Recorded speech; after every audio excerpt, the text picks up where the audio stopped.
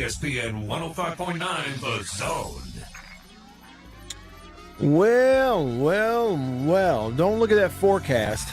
Don't look at that forecast. All I want you to do here today is look out the window. And y'all head on out there and tee it high and let it fly. It's Thursday of the Masters. I would say, the obligatory hello, friends, but I am like the anti Jim Nantz, and I get it, okay? So I'm not going to patronize you or plagiarize him either, for that matter. I'm just going to play the music. And I'm telling you, like right now, outside the Farm Bureau studio, the Bureau, the scenery out the windows here matches this music. It's that time of year, and it's that time of the week, Masters Thursday. So we'll check in, see who's doing what. I'm Matt here in the Bureau with you. Thanks for tuning in. Lots of ways for you to be a part of the show. You can comment on the live stream. If you're on Facebook, YouTube, Periscope, however you're tuning in there, type in a comment. We are live with you here today on the radio. And that means you can text me. Country Pleasing text line open to you. It's 885-ESPN. 601 number 885-ESPN or 885-3776. I know Chris wasn't here earlier. We thought about starting the rumor that the reason Brooks is out, so y'all listen closely. Okay, I'm going to have a pause in here on purpose. We thought about starting the rumor, pause, that Chris was out yesterday and today because he got hair plugs and he's waiting for him to set in before anybody can see him. Okay, it's just a rumor. Take that and do with it what you want. PRG, maybe you're listening. You and your buddy Brooks. So y'all call me as well on the Davini phone, 995-1059. It's a 601 number, 995-1059. JB, I imagine at the golf course today, y'all were watching the Masters, weren't you? Yeah, Bo did a how'd that this go? morning. It went well. We had the restaurant open for breakfast, which is usually only open on Saturday mornings. But yeah, we had a good crowd out there, and Bo and Kyle. I think it was kind of the Kyle show this morning because he was on for most of the show, pontificating. Well, look, his about Gators, the Masters, and his Gators are coming off a trip to the SEC championship game, so I think he's feeling good about that too, huh? Maybe? Oh, absolutely. Yeah, absolutely. And, I mean, they believe it or not, he and our food and beverage guy and our grain superintendent were headed to play in a tournament at Annandale today. Oh, cool. St. Joe, fundraiser for their athletics. And he showed me his putter. He showed you golf, what? you love equipment, right? Oh, and so I'd love any kind of new equipment or whatever, but he's got a University of Florida Scotty Cameron putter that was made just for him. There you go. Yeah. So, that was I wish I could have been there with y'all. You had breakfast. Bo did his show at Live Oaks. You had golf on the brain all day. Yeah. And Kyle Thibodeau was there eating country pleasing sausage. And Thibodeau was there. I'm checking out the leaderboard right now. Oh, yeah, man. You've got, it's so early here, day one, but the scores are relatively low, aren't they? At least for the guys who've been out today. Yeah, look at Matsuyama. Through 11, 3 under. Kim, 3 under. Yeah, and Kim. And I can't pronounce the other guy. I can't either. I can spell it because I'm looking at it. Bezuidenhout. Yeah. Bezuidenhout. That I think that last one's pretty good. Well, you lived in Germany for a while, so whatever.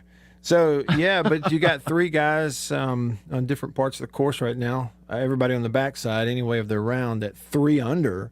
So you don't have any really low scores, super duper low scores. Patrick Reed, who some are picking to go out here and win this thing for the second time in his career, he birdied did he bogey? Or no, he birdied number 2, and so he's sitting there at 1 under. Is that Bubba Watson at Amen Corner right now? Yeah, for anybody out there that would love to listen to the show and watch the tournament. All you can do is go online, right? Yeah, masters.com. Mm-hmm. And you can watch live. You can choose what you want to watch. Featured groups, Amen Corners, holes 15 and 16. A lot of people picked John Rahm. He birdied number 2, also the par 5, and taking advantage of that. Pretty much everybody that's been out. You've had more birdies than pars on number 2, the the par 5 down the hill. So he birdies that, but then he loses and gives the shot back over here at the par 5 8th, which is a long par 5 and tee shot down the hill and approach back up the hill, kind of blind into the green, and so gave that shot back, so he's back to even. Anyway, that's just a little bit of a preview. Joy on the live stream said it's a good day to fly a kite. Yeah, wind's blowing a little bit, isn't it? Yeah, like the Mary Poppins song, Let's Go Fly a Kite. Sven. She's got a great name, by the way. Joy? Yeah. Yeah. It's just a very joyful name. Absolutely. Sven says, good evening. Forecast Berlin, 30 Fahrenheit, snowy, windy. Good gracious alive. Who wants that? Bless your heart, Sven. Hang in there. Just hang in there. Anyway, yeah, it's Masters Thursday. Hey, and a heads up, we heard from Don Williams yesterday. He's 30-plus years covering the Masters. I think this is 34 for him, maybe. I may have the number wrong. But regardless, he's been to a bunch of them in a row now. And he's out there today walking around watching them. And then he's going to go back and jump on the phone with us over at the Media Center at Augusta National and join us at 2 o'clock. So if you're listening live, that'll be to start the third hour today. And we'll check in and just kind of see what he saw. So you got that coming up later in the show as well. But hit me up today. We got baseball to get into. Braves finally win a game. Actually, they won 2. Hallelujah. Won a doubleheader. So they are in the win column. And they really need a sweep of the Nats to kind of feel good about themselves after the way they started up in Philadelphia. I don't know if the Phillies lost yet. I have to go look at the standings. But you do have baseball to get into because, really your baseball weekend this time of year, once you get into SEC play, conference play, starts on Thursdays because you get at least one SEC series on a Thursday. And this week, the SEC series is Georgia at Vanderbilt that starts tonight. So that'll be on the SEC network tonight. Number 1 team in the country. And so I assume, don't know for sure, but I assume that they're going to have projected first pick, maybe first pick overall, Kumar Rocker. He's normally their Friday starter, but their game 1 guy, their ace. Vandy have Kumar Rocker out there against a Georgia team that, they're competitive, not bad, but they're not good either. Okay, so it should be an easy, well, I shouldn't say that.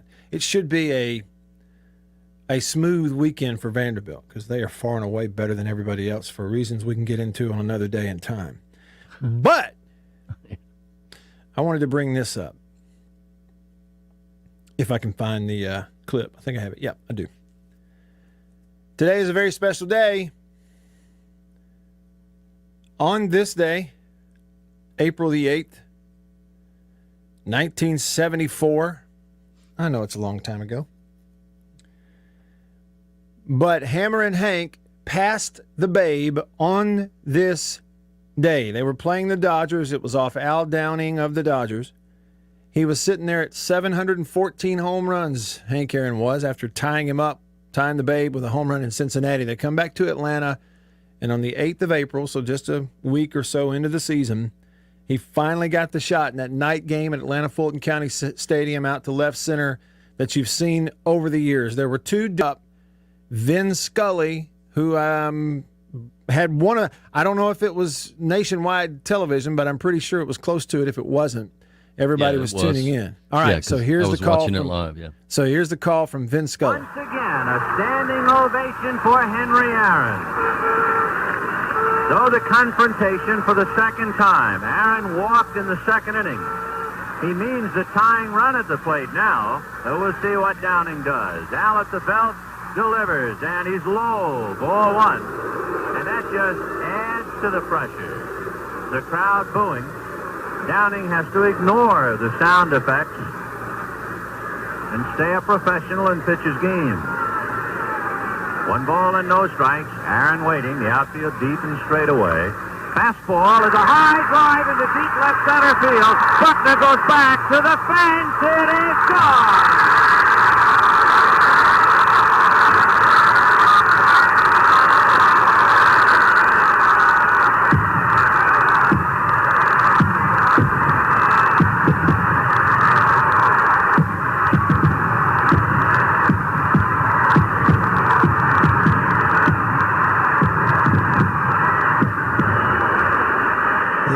talk of a fireworks show going on, apparently. Marvelous moment for baseball. What a marvelous moment for Atlanta and the state of Georgia. What a marvelous moment for the country and the world.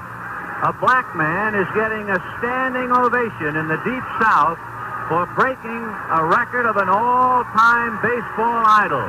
And it is a great moment for all of us, and particularly for Henry Aaron, who was met at home plate not only by every member of the Braves, but by his father and mother.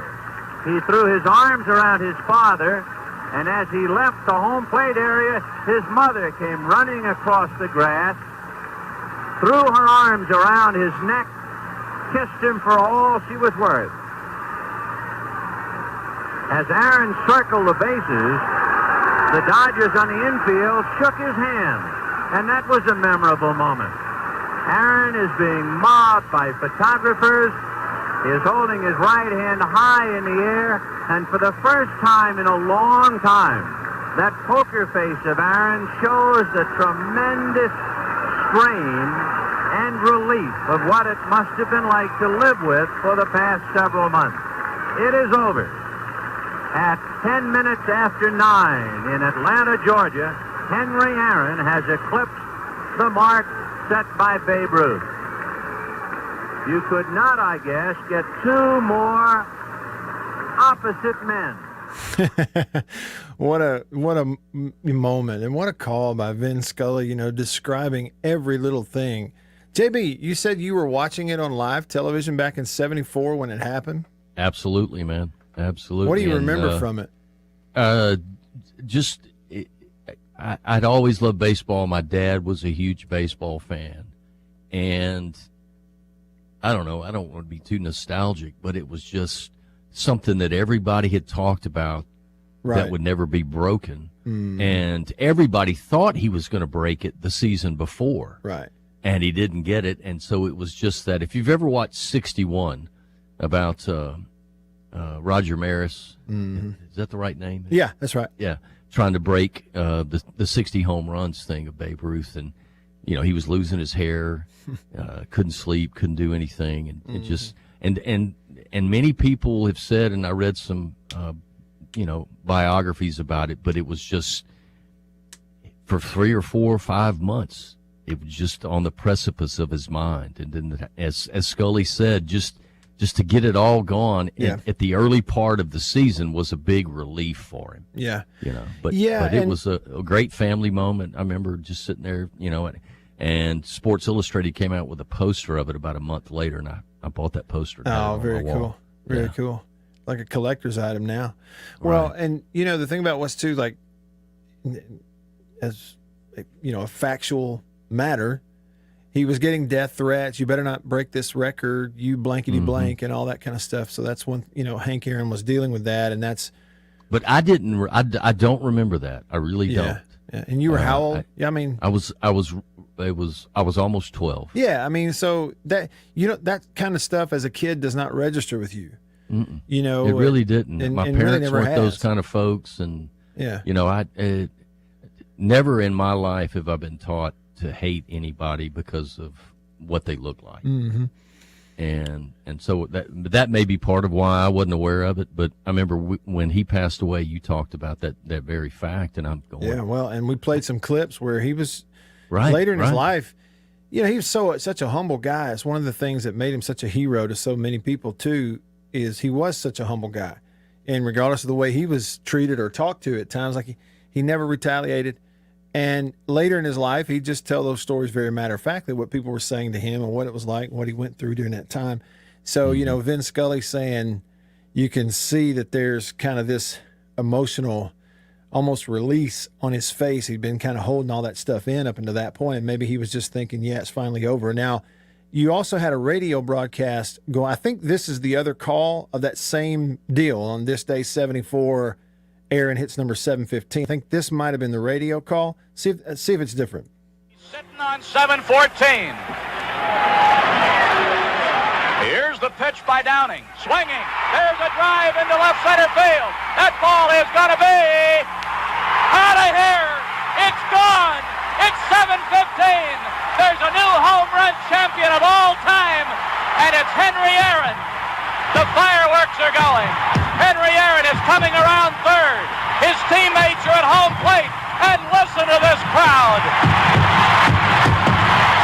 A sellout crowd is cheering Henry Aaron, the home run king of all time. 7:15. All right, so that was Milo Hamilton. Yeah, I remember him. See, and that's somebody I didn't get to become really all that familiar with Yeah. in my lifetime. But and honestly, the only way I knew the name is I'd heard it several times in relation to he was on the radio call, I believe, Yeah. doing radio Braves games back then, and then went on to call Astros games. What's that? WTCG out of Atlanta. Okay, and then after his Braves career, he went on to call Astros games and wound up, in the Hall of Fame as a broadcaster and everything. It's a great call. I'll tell you this, as I sat and listened to that, it was a much more, encapsulating event when Hank Aaron broke that record for me than it was when Barry Bonds broke Hank Aaron's record. And let's see, Chad mentioned that here on, he's watching on YouTube, excuse me. Okay. Yeah. I got some frog in my throat. Chad said 755 will always be a sacred number because it is authentic. It's a shame that he won't be honored at the All-Star game in Atlanta. And, okay, so he just passed away within the last year. I can't remember if it was at the end of 2020 or if it was earlier this year, 2021. I could look it up, but I just know it was within the last several months that Hank Aaron passed away. And yes, you were then going to have the All-Star game in Atlanta, and of course that's not going to be there. But I kind of feel like you, Chad, I'm trying my best not to be a complete and utter homer about the home run record deal. And I have this great appreciation, honestly, for yes, Barry Bonds, and yes, Mark McGwire, and yes, Sammy Sosa, and some things they did because, I lived through it. I was a college kid when Sosa and McGwire were doing their deal, a little bit older when it was Bonds, but a great appreciation because it was so entertaining. And watching those guys go to the plate and all they had to do was get the fat part of the bat on it and it's gone. And everybody walking Bonds. And just because you got the power to hit it out doesn't mean you're capable of hitting it out. And I get all of that. But still, there's just something, and I think authentic is the right word, Chad. You used it in your comment. I really think authentic is the right word.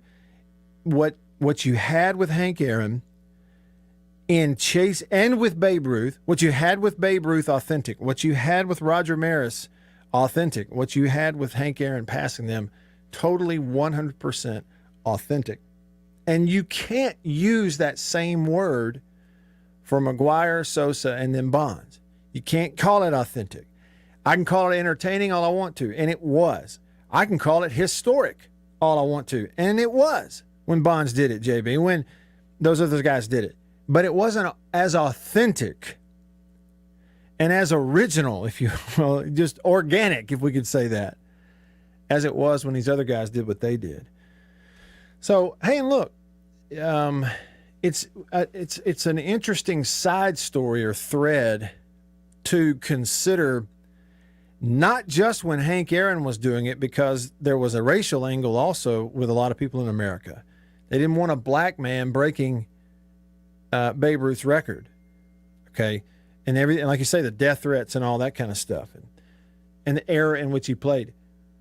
But also, just like when Roger Maris was doing this in the 60s, there were still a lot of people when Hank Aaron was doing this in the 70s, but certainly there were a lot of people when Roger Maris and Mickey Mantle on the same Yankees team were tracking down Babe Ruth's records, were trying to keep them from breaking Babe Ruth's record. There were people who lived through Babe Ruth or came up right at the end of his career. They became the people that were the movers and shakers and owners and had the power, and they saw Babe Ruth as the pinnacle of the sport that made the sport popular as it is, and they didn't want people breaking his records.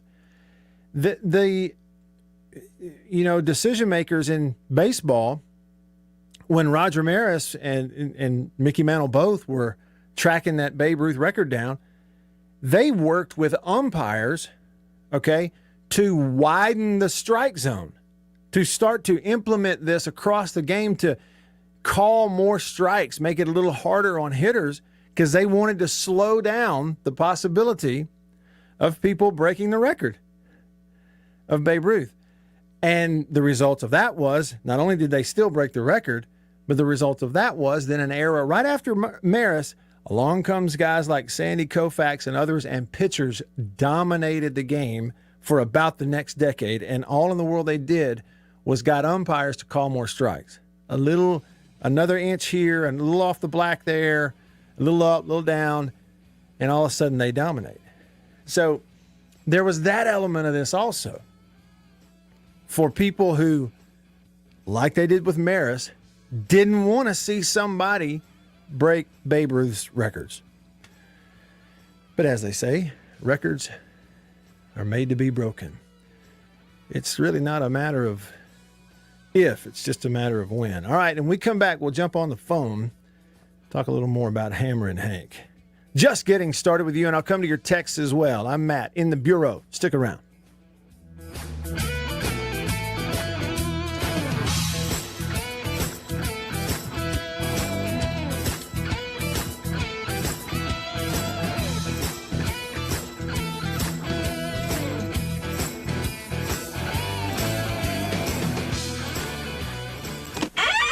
After these messages, we'll be right back. For double enjoyment, reach for Beech-Nut Peppermint Gum. It sparkles your smile, your breath, your whole sense of enjoyment. Beech-Nut Peppermint in the familiar yellow pack. Jeans do come true. Blue Delta Jeans makes the best fitting, most comfortable jeans in the world. Let's dive in and see what we have here. Do what I did. Visit BlueDeltaJeans.com. Find your fit. Just for my listeners, enter discount code Matt Wyatt. Just answer the questions. BlueDeltaJeans.com. Answer the questions. Use this code. Use the code. You're going to get a discount. They are the most comfortable jeans I've ever worn.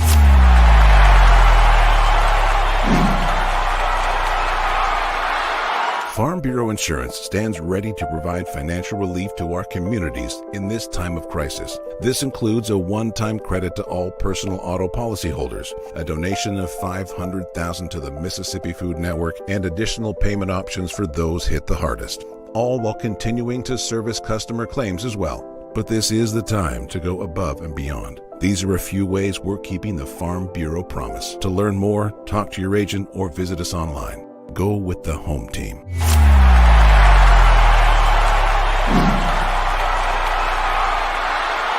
Hey, y'all, let me tell you a little bit about C Spire.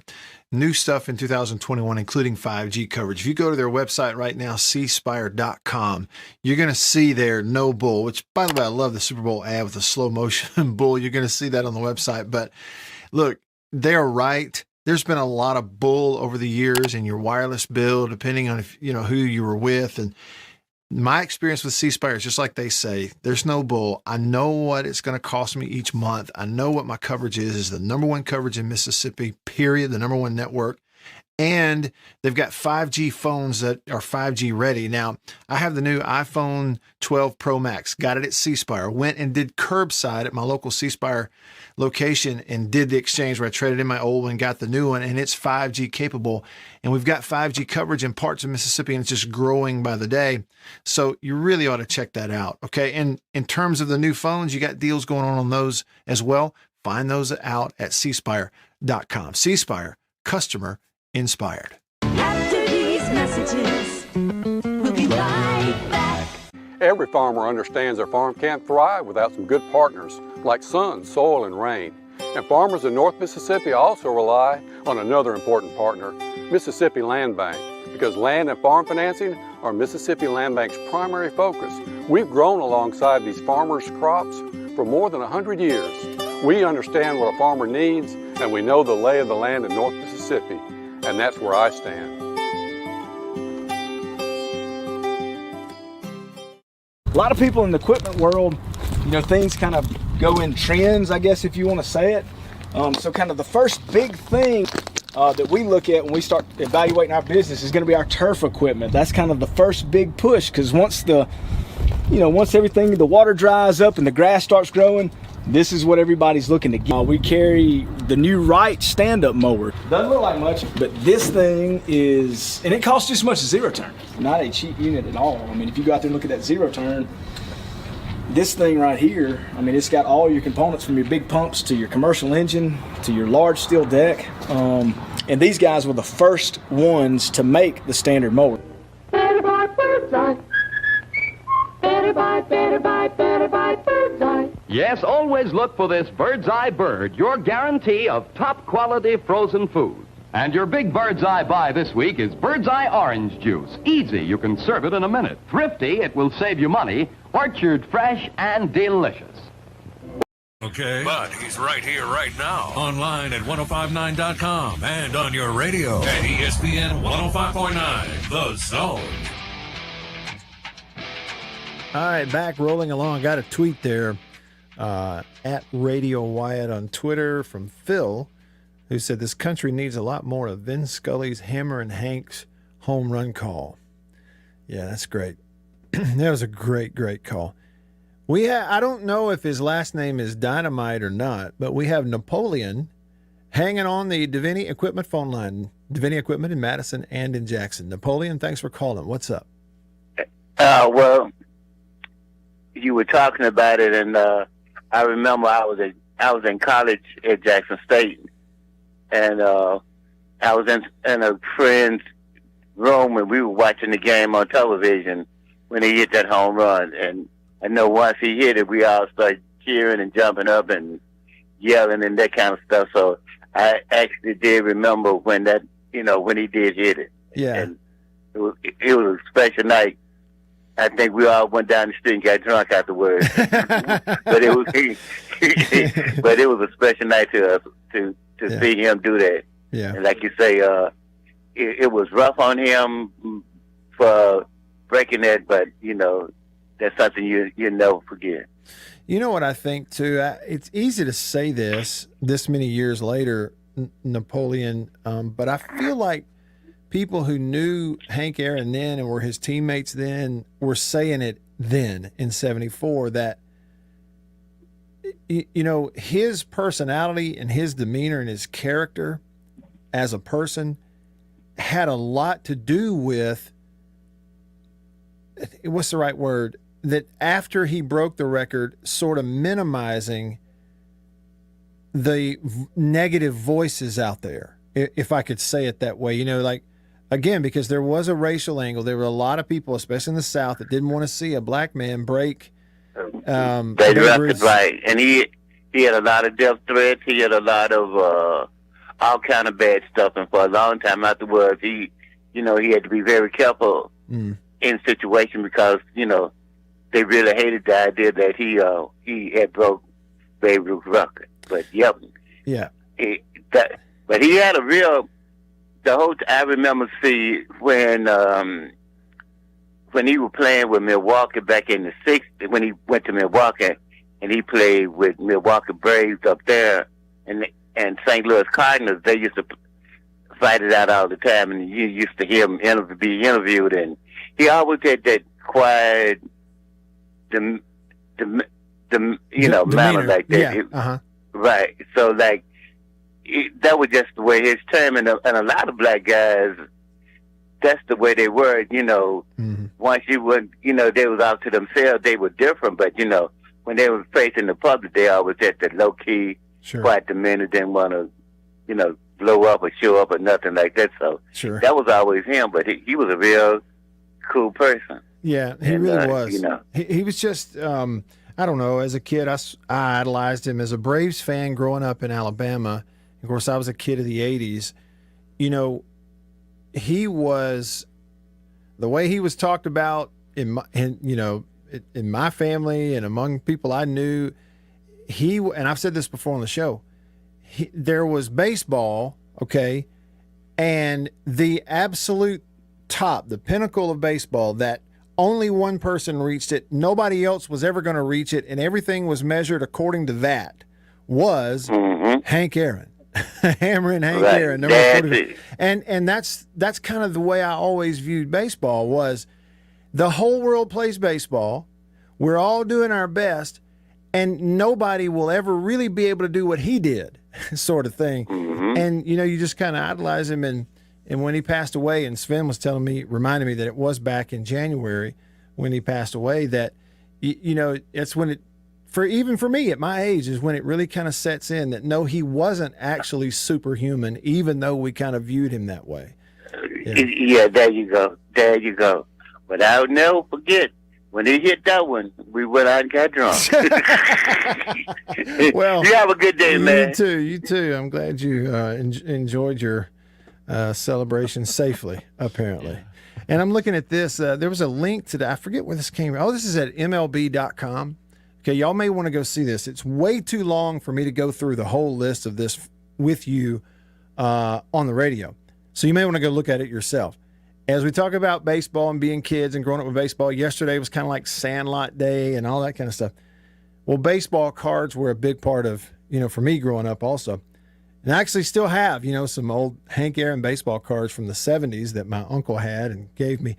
But they have a list here of every team's most iconic baseball card. Okay, so for every major league team, the most iconic, and I guess maybe worth the most, but that's what they're saying, most iconic, one iconic baseball card for every team. There's a little list there. You can go see it yourself. And so I scrolled down to see what it was for the Braves, and of course it's Hank Aaron. It is a 1957 Topps card. It says here Aaron's 1957 Topps card shows a 23-year-old Hank Aaron who still had 689 career home runs ahead of him. Now, here's what's interesting about it. The picture on the card, like I say, is of a 23-year-old Hank Aaron. It says in white letters Hank, in yellow letters Aaron, in yellow letters Milwaukee Braves, in white letters it says outfield, and there he is in a batting stance, but he's batting left-handed. Now, the caption on this thing says, in this 57 Hank Aaron Topps baseball card, it says the image is reversed, making Aaron seem like a left-handed hitter. The problem is, I guess we can't confirm it because the M on his hat, you could reverse it, you wouldn't know. It's an M, right? And then his arm, his front arm, lead arm, is kind of blocking the view of the jersey, so we can't actually see that it's reversed. So I don't know why it would be reversed, but it looks like a 23-year-old Hank Aaron standing there in a left-handed batting stance, which kind of throws you for a loop. And heck, man, I tell you, according to the picture, he might have been 23, but he looked 13 in that picture. Maybe it just shows me how old I am. I don't know, but yeah, there's the one. So go look at the whole list. You got some modern ones, more modern ones anyway. Ken Griffey Jr., Mets fans. I know Chris Brooks is a Mets fan, and he has always said that Dwight Gooden was his favorite player. And the Dwight Gooden 1985 Topps rookie card, more valuable, it says, but his 86 card represents a right-hander at the pinnacle of his career, and that's the one they picked for that. So anyway, if you're a baseball fan, and especially if you were ever into baseball cards, you might find that interesting. Go check it out at MLB.com. And Napoleon, they watched him hit it, and he says we all went down the street and got drunk. So, hey, look, I guess to each his own. Don't get drunk. That would be the advice. MSU 1980. What do we say here? It says, Matt, this has nothing to do with sports, but I've always wondered, since you are in Tupelo and JB is in Jackson, how do you keep from talking over each other? Well, sometimes we don't, because some days there's more of a delay between here and there. Most days I will is say not. I probably talk over you more than you talk over me. Well, and it's just going to happen when you're not in the same place. But, honestly, I would say MSU 1980, you think about it, really for several years, but especially for the last year, everything is so remote. Mm-hmm. All of our meetings are via Zoom, and I've been doing this kind of thing on radio for years now. It's not like I just started. I've just gotten used to it. I almost prefer it that way. I don't know why that is. You just kind of, whether it's during a commercial break or whatever, when you're in the studio together, you and someone, it may be a little different, but then you go to a commercial break, and what happens is the conversation always just continues. Okay. And a lot of times the best stuff gets said during the commercial break. Whereas when you're in different spots, you go to a commercial, the conversation stops. Okay. So maybe there's a chance you save some of the good stuff for the air. That's one way of looking at it. So that's a glass half full way to look at that. I guess it does depend on how you look at it. It's also easier if you're sitting across from me and I talk over you for you to give me the eye to go, shut up. Well, but and then, because that's what Jake does to Beeve. Beeve will start talking over Jake, but Jake just gives him the eyebrow. Yeah. And Beeve knows when to shut up. I don't know if I even believe that. They may believe this. Jake's got a TCU shirt on today. Why? I don't know, man. It the must other have day been he had a free. Harvard shirt on. It Figure must have that been, one out. It must have been free. That's why he wears that stuff. Yeah. Well, they sent it to him, and on the back it says TC.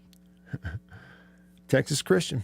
No, the champ is what he's saying. Oh, the champ. That's, Lord have mercy on his poor little pea-picking soul. Jake, TCU. Let me, real quick, again, I'm not going to do every one of them. I just thought it was pretty interesting. So, one iconic baseball card for every team. Eddie Murray for the Orioles, 1978 Topps. And I think I have that card here. Okay. Let's see. Red Sox is 83 Topps, Wade Boggs. Don't have it. But I do have the Don Mattingly 84 Topps card. That's for the Yankees. Rose to prominence as baseball card collecting was skyrocketing in popularity, and his rookie cards from 84 were a must-have for collectors, it says, during that time. And, yeah, I've got this has the Bo Jackson card. I've got it. The Kirby Puckett card. I've got it. I may have some cards in here worth some money. Take them down there and sell them. Buy some new bicycle tires like I would have done 35 years ago. or more. Regardless, we'll move on to other things. That's all coming up next. Here in the Bureau. Stick around.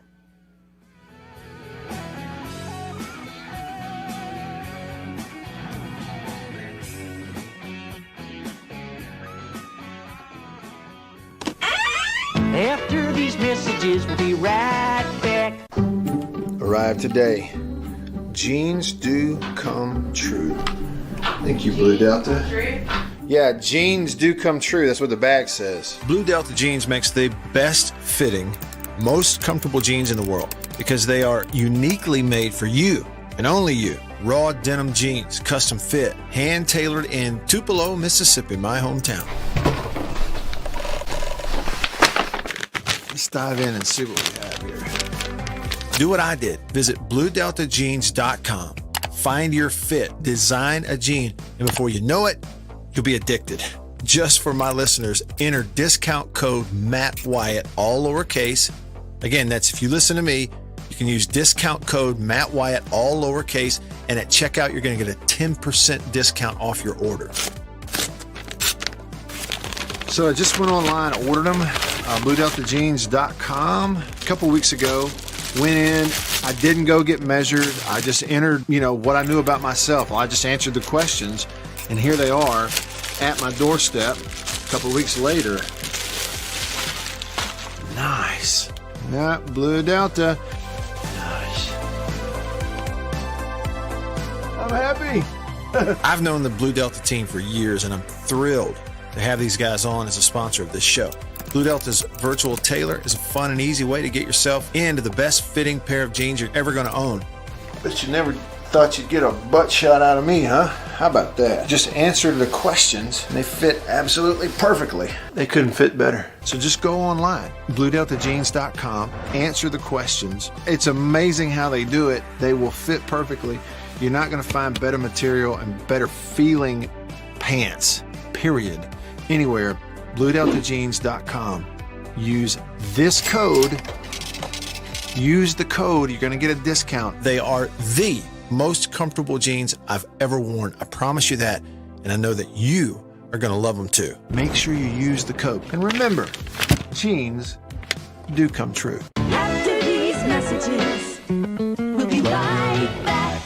Let me tell you about an ice cream can't be beat. The very best tasting you can eat. It's Meadow, Meadow, Meadow, Meadow Smooth Freeze Meadow Gold. Go to your ice cream man today, and here's the word that you should say. Oh, give me Meadow, Meadow, Meadow Smooth Freeze Meadow Gold. And remember, folks, Meadow Gold Is mighty good. For double enjoyment, reach for Beechnut Peppermint Gum. It sparkles your smile, your breath, your whole sense of enjoyment. Beechnut Peppermint in the familiar yellow pack. 6 o'clock, dinner time. Thank goodness for Jell-O instant pudding. Yes, thank goodness for Jell-O Instant Pudding. The terrific busy day dessert you can make at the very last minute. See how quick and easy. Just add it to cold milk and beat it up. That's all. By the time you're ready to eat it, it's all ready for you. Jell-O Instant Pudding, made by the famous Jell-O folks. So creamy, so nourishing, so delicious. No other instant pudding is quite the same. Stock your shelves with all 7 flavors. The good busy day dessert. Jell-O Instant Pudding.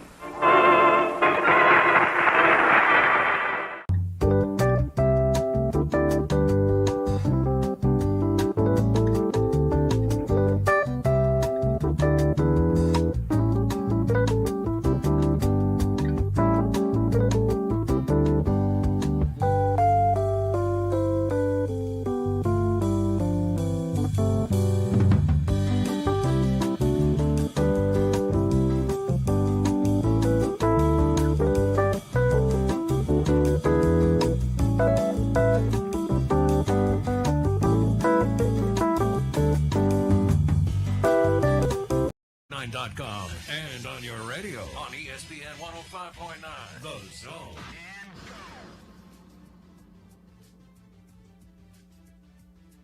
All right, let's do it. Here we go. Rolling along with you in the first hour of today's show. Folks on the live stream hitting us up over there. Nicholas said, Hail State from Columbus, Mississippi.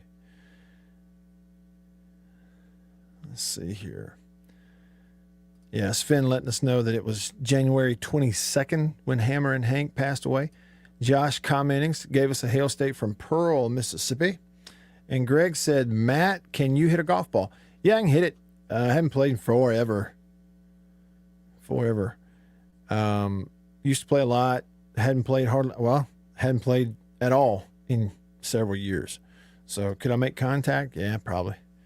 Used to play pretty good golf. Just got to where, physically back trouble got to the point where I couldn't really enjoy it. It was a combination for me of about 6 years ago, I just got to a point where within my schedule and within my normal lifestyle, I did not have 3 hours to go devote to something. I just didn't have it. Still don't.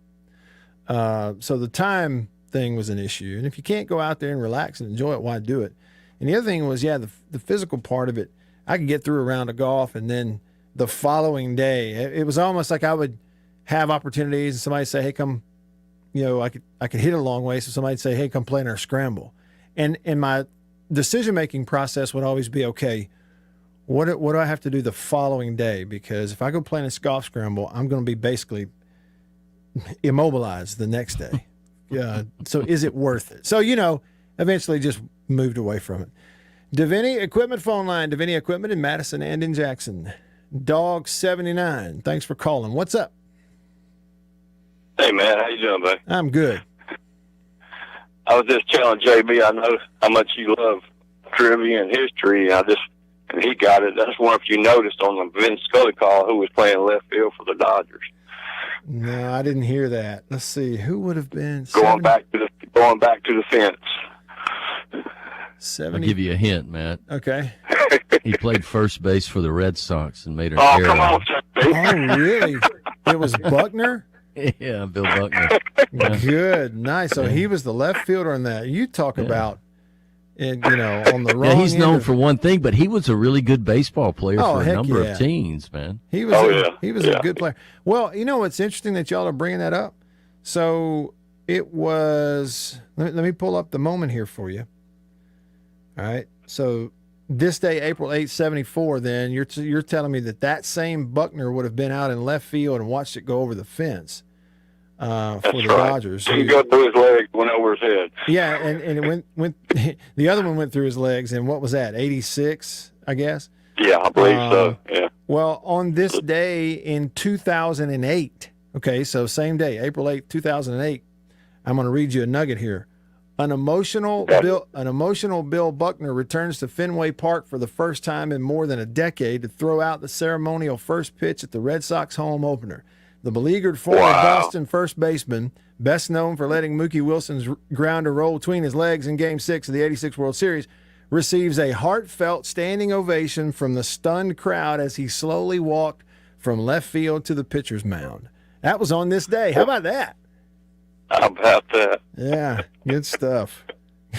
I got one other thing real quick, Matt. All right.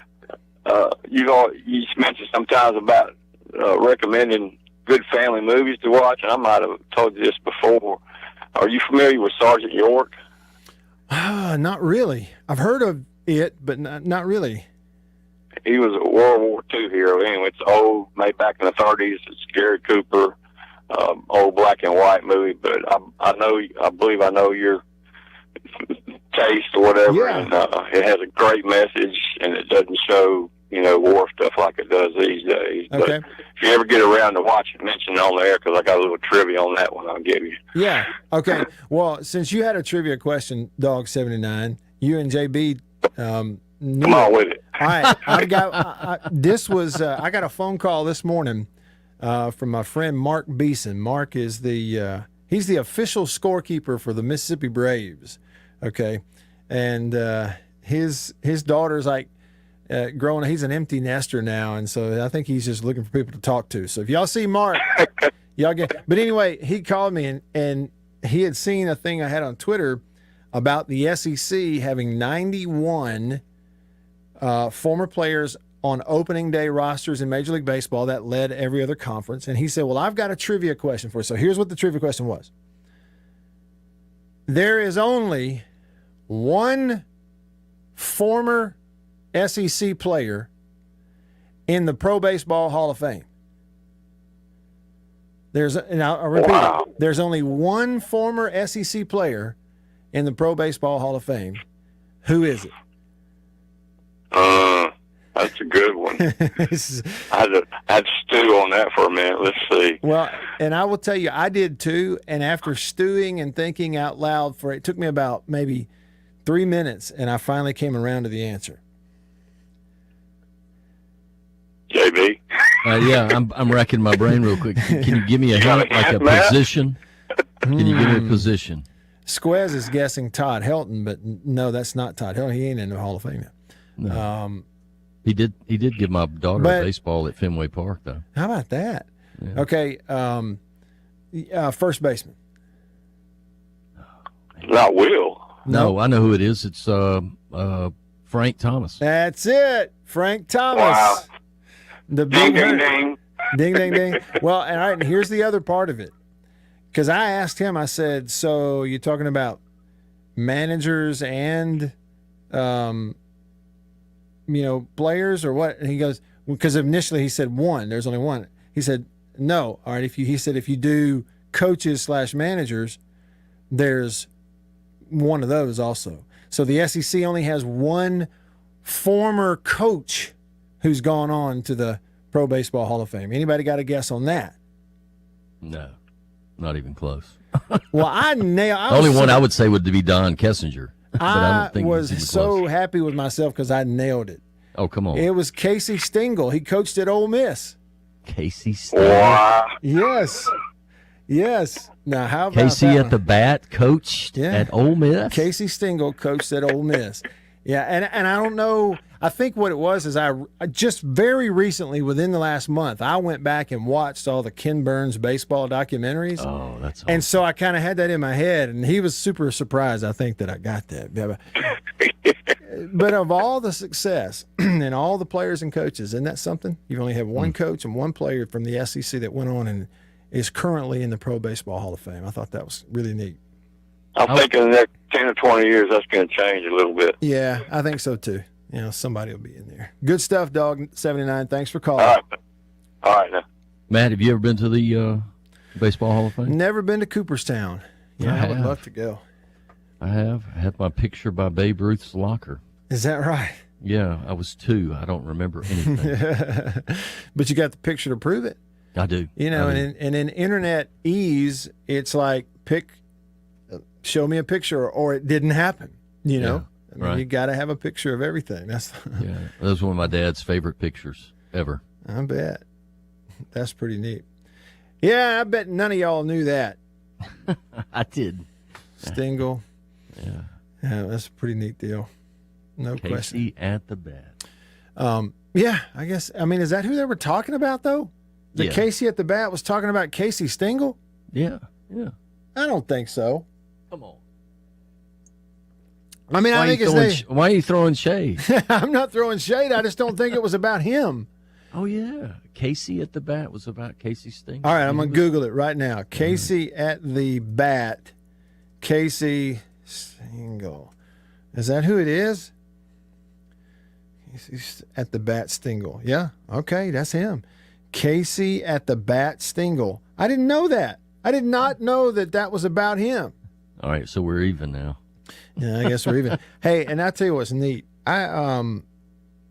There was a man, and gosh, I'm drawing a blank on his name right now. And it's Walker. I believe his last name was Walker. From Oxford, Mississippi. Somebody who's listening is going to know. This is a man who was, I think, an attorney in town there, but he also taught at Ole Miss for a while. I'm not remembering his first name, but I'm almost certain his last name was Walker. He recently passed away.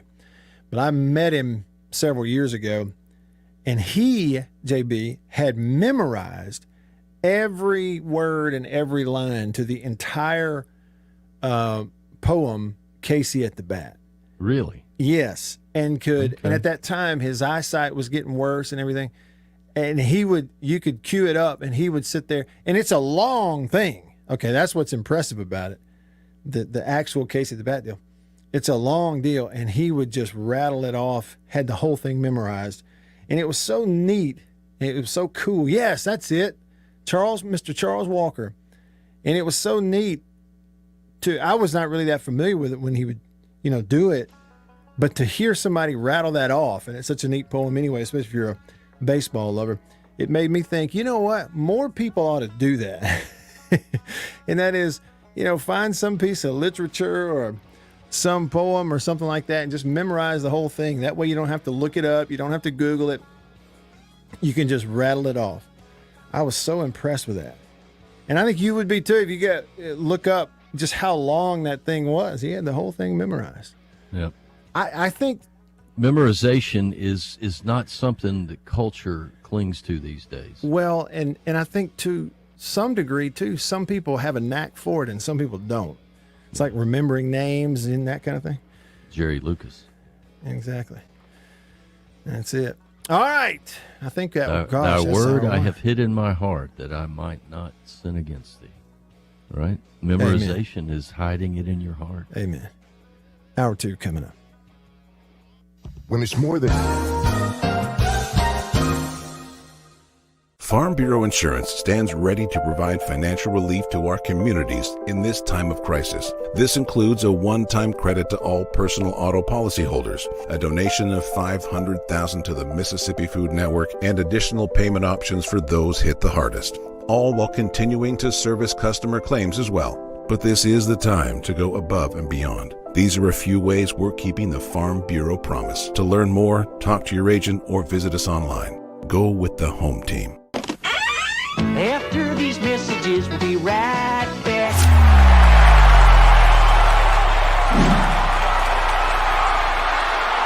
We are about to have a fire and cook some sausage. A country pleasing sausage is outstanding whether you cook it over a fire or in the house. Cook some of this right here. It's green onion flavor. You see that?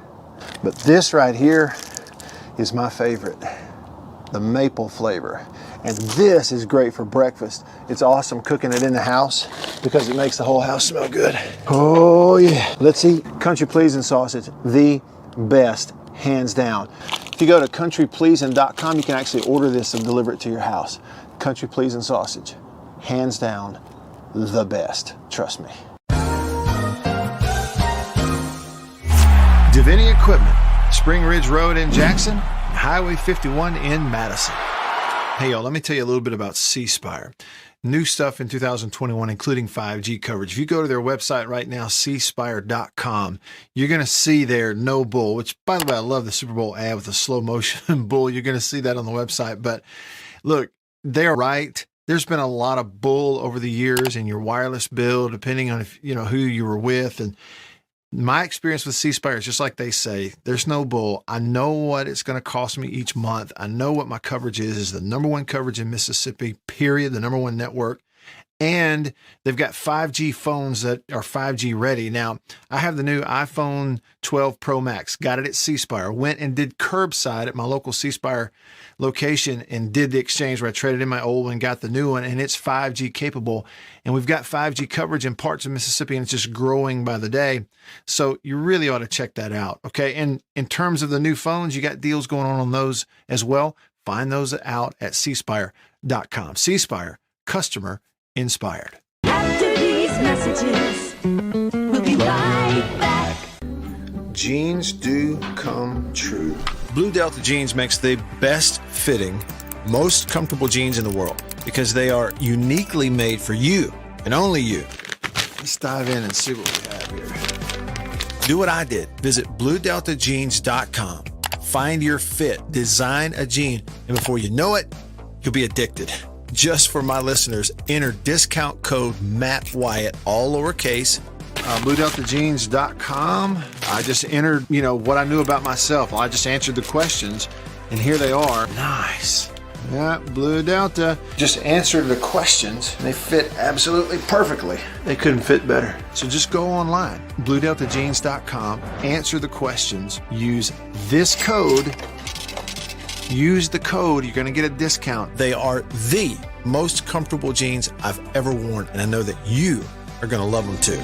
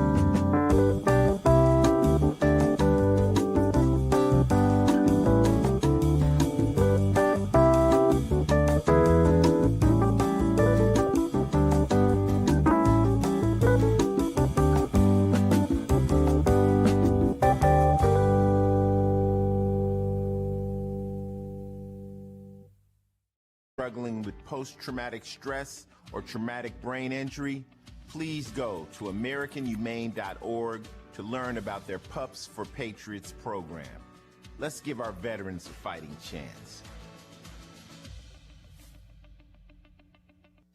WRKS Pickens Jackson. Hi, John.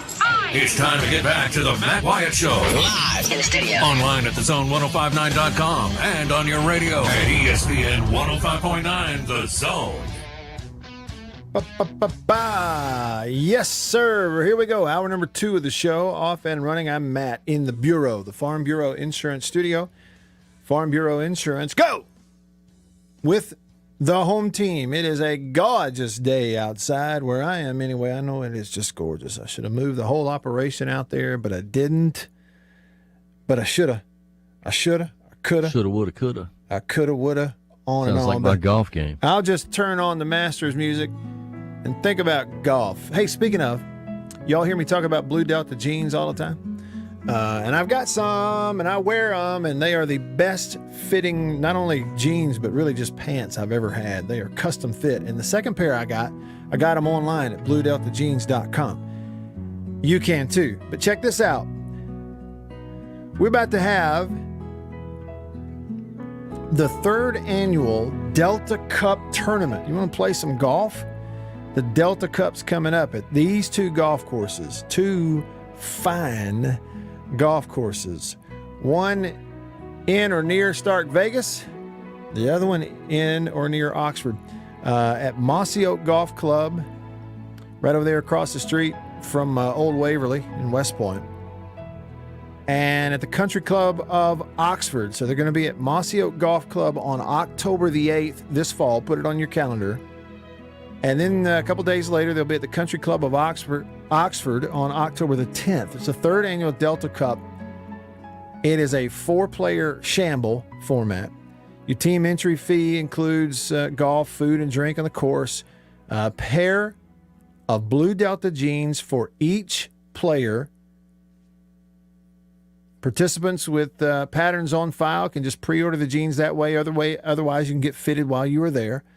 Check out bluedeltajeans.com for details of what you can enter for your 4-person team if you want to play that event. And I'm just telling you, if you hadn't, I've never played the Country Club of Oxford, but I have been to and played over there at Mossy Oak. And, buddy, it is second to none.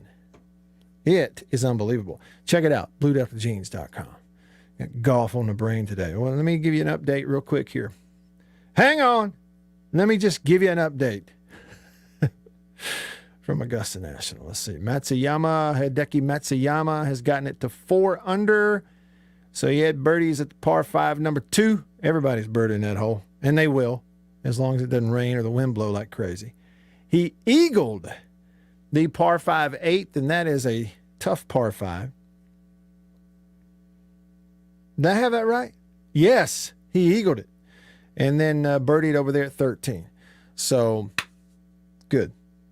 That's what's going on right now. You got Webb Simpson up there. It's early. It's early. A few names you can't pronounce. That sort of thing. Patrick Reed's playing pretty well. So, there you go. There's your basic, fundamental, elementary update. All right, for the Masters, early on the Masters Thursday. And I'm not going to get too deep into it right now because coming up in about 1 hour from right now, if you're listening live in the middle of the day, then coming up in about 1 hour from right now, we're going to check in with my buddy Don Williams live from Augusta. There at the golf course. He would have been out and about today, and so we'll check in with him. Real quick, put it on your calendar if you are a big baseball fan. These are the college series in the SEC this weekend. The Georgia at Vanderbilt series is the Thursday, Friday, Saturday. When it starts tonight, you can watch Game 1, Georgia at Vanderbilt on the SEC Network, 6 o'clock Central, 7 Eastern. Kumar Rocker should be throwing for Vanderbilt, and they'll mow down Georgia this weekend. Is that the only SEC games tonight? Yes. The rest of the series start on Friday? Yes, they all start on Friday. Once you get into the SEC season, you'll get one Thursday nighter, and that's strictly for the purpose of television and the conference network. And then everything else will start on Friday. Other 12 teams will go Friday through Sunday. Right. So the series that start tomorrow night, that'll be going on this weekend. LSU is visiting Kentucky, and that could be a competitive series. Kentucky had a big midweek win over top 10 Louisville. By the way, I'm talking about blew their doors off in the midweek game. And that was after getting swept by State last weekend. This is going to be, I think, potentially a really good series. Florida at Tennessee. Tennessee's good, y'all. And they're ranked 6th in the country by D1. Florida coming off the series win last weekend over Ole Miss, and so they'll hit What the are road. they ranked now? Florida's at 12.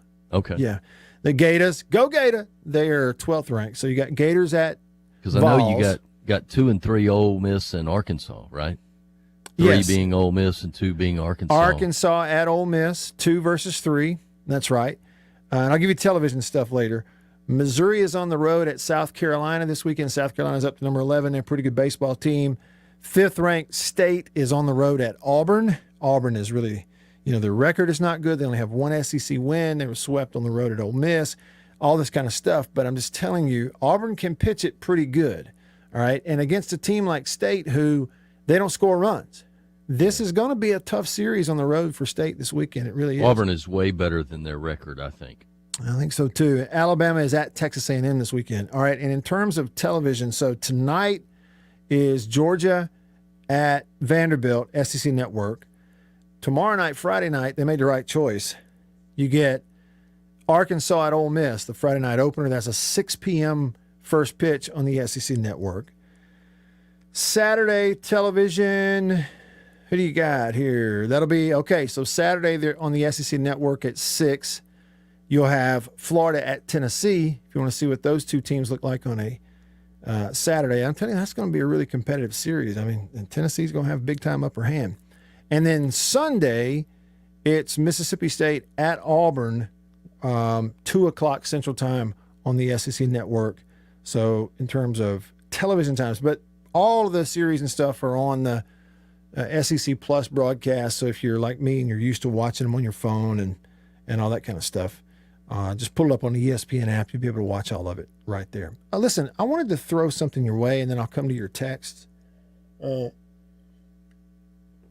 I didn't necessarily wake up today thinking about this, but there is a tweet from Ross Dellinger of Sports Illustrated. I got to get some more hot coffee here. From my allergies may be bothering me too. From High Point Roasters in New Albany. Hot I think coffee. you just want some hot coffee. Man. Yeah, looking for an excuse. Maybe that's it. Anyway, Ross Dellinger of Sports Illustrated tweeted this today, less than an hour ago. The name, image, and likeness state law train marches on. Maryland now joins Mississippi and Georgia to have passed a name, image, and likeness bill this session. Each becomes law with a governor's signature. So they're waiting on a governor. And then he says 7 others have enacted laws: Arizona, Florida, New Jersey, Michigan, California, Nebraska, and Colorado. Now, I find almost nothing more boring than Senate bill so-and-so and 2 and 4 and 5 and House bill this, that, and the other, and here's what it means, and then they pass it on to committee and this and what, and this, and the governor's signature, and this. That's basically how I think about all that stuff. But since this is potentially impactful on college sports, which we talk about and cover and I follow and love, and therefore recruiting, I feel like it's something that I need to be more educated on. I get the gist, okay, just on the surface. Name, image, and likeness. A kid, he wants to make money with his own face and his own name and his own celebrity status in whoever wants to sponsor him. And he wants to be able to do that while he's in college and has some value, okay? And the NCAA says, well, no, can't do it. If you take the money, you're now a professional, you're no longer an amateur, and you cannot play. Well, these states are putting these laws up going, in our state, it will be illegal for the NCAA to punish a kid or pull his eligibility for this. So now we're going to butt heads over it. Okay, so I guess all I'm saying is I need to learn a little bit more about it. Now, Ross referenced a previous article that he wrote. It's about a month old, but so current, all right? And this was about the time that apparently it was passed here in Mississippi. When I say passed, apparently passed means they put the bill up, it goes to the governor, they pass it through. If he signs it, then it'll be a law, right? So what? It's up to him? Again, it can be confusing for simpletons like me, or for I don't know, folks with better things to do. But I digress. He wrote back about a month ago, within the marble halls of the Mississippi State Capitol, the topic of college football is never far away. Here, to two of the SEC's plucky underdogs, Ole Miss and Mississippi State, legislators are always striving to make up ground on neighboring states that have more historic football powerhouses. In fact, last summer, lawmakers replaced their state flag after the NCAA and SEC banned the Rebels and Bulldogs from hosting athletic championship events. Okay, we get it. So he says 9 months later, here's another piece of legislation, sports themed, on its way through the building. This is him reporting at the Mississippi Capitol. A bill that would grant Mississippi college athletes rights to earn income from their name, image, and likeness. Some legislators even pushing through the bill despite their own opposition to it. Why? Recruiting.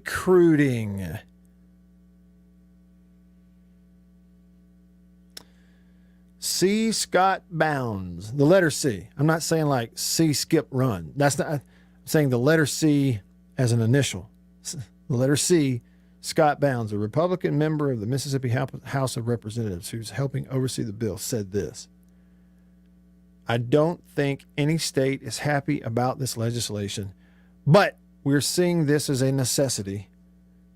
We don't want to lose a competitive edge in recruiting, both athletically and academically, especially against those in the Southeastern Conference. So here we are. So some of y'all may know, but like, what's the next step and when is it happening? Okay, because according to this little graphic that he put out there, you've got 1, 2, 3, 4, 5, 6, 7 states. Well, he says 6, but it ain't 6, it's 7. 1, 2, 3, 4, 5, 6, 7. It's 7. 7 states have passed that bill. Okay, so California was the first to do it. Well, then Florida did it, and that's an SEC state, so here we go. Open the gate. Toothpaste is out of the tube. Thank you, Florida. So now, according to this map, these states have introduced this name, image, and likeness bill this year, 2021. Mississippi, Alabama, Tennessee, Kentucky. That's in the SEC footprint. All right. 5 others in the SEC footprint, sort of, have previously introduced bills in this footprint prior to this year, 2021. The ones who'd previously done it were Louisiana, Georgia, South Carolina, North Carolina. Well, I guess Virginia has also, but that's not the footprint. And I find it interesting that as we sit here right now, or at least as of within the last month, Arkansas is the only SEC footprint state that has not introduced a name, image, and likeness bill. They have also in Missouri and Texas. They've introduced it, but Florida's the only one that's already passed it. I guess. So again, I guess what, we're waiting on the governor's signature? Is that it? I need to become a little more educated on it. It's going to happen, right? So then what does it mean? We said it was going to happen. It's just like, what are the details of this thing being implemented? Okay, and then how dirty does it get, and how quickly does it get dirty? That's what we need to know. That's what I don't think anybody knows. You know, I mean, it doesn't take a lot of imagination to figure out how it's going to be wielded to make a difference. That's what I think. Bernard on the Davini Equipment phone line. Davini Equipment in Madison and in Jackson, your Kubota dealer. Bernard, thanks for calling. What's up?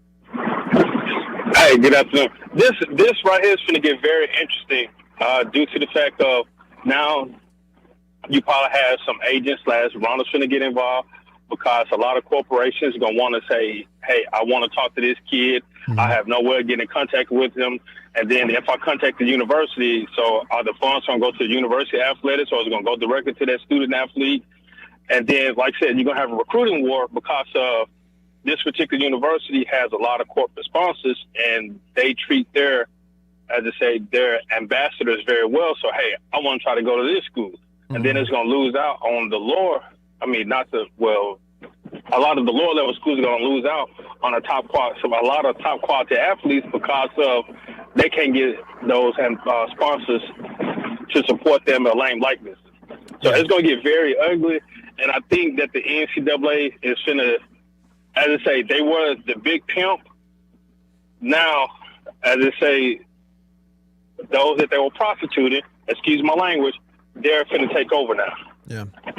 And what's interesting about it too, Bernard, is I've tried to think through these possible steps before, and it's been a while, and it just came up today because of this.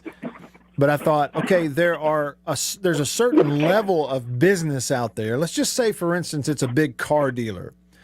Well, we can think, okay, well, this big car dealer, maybe the owner of that car dealership is a big supporter of Ole Miss, and so he's going to go get some, marketing deal and pay some recruit to be a spokesman and sway him to go to Ole Miss.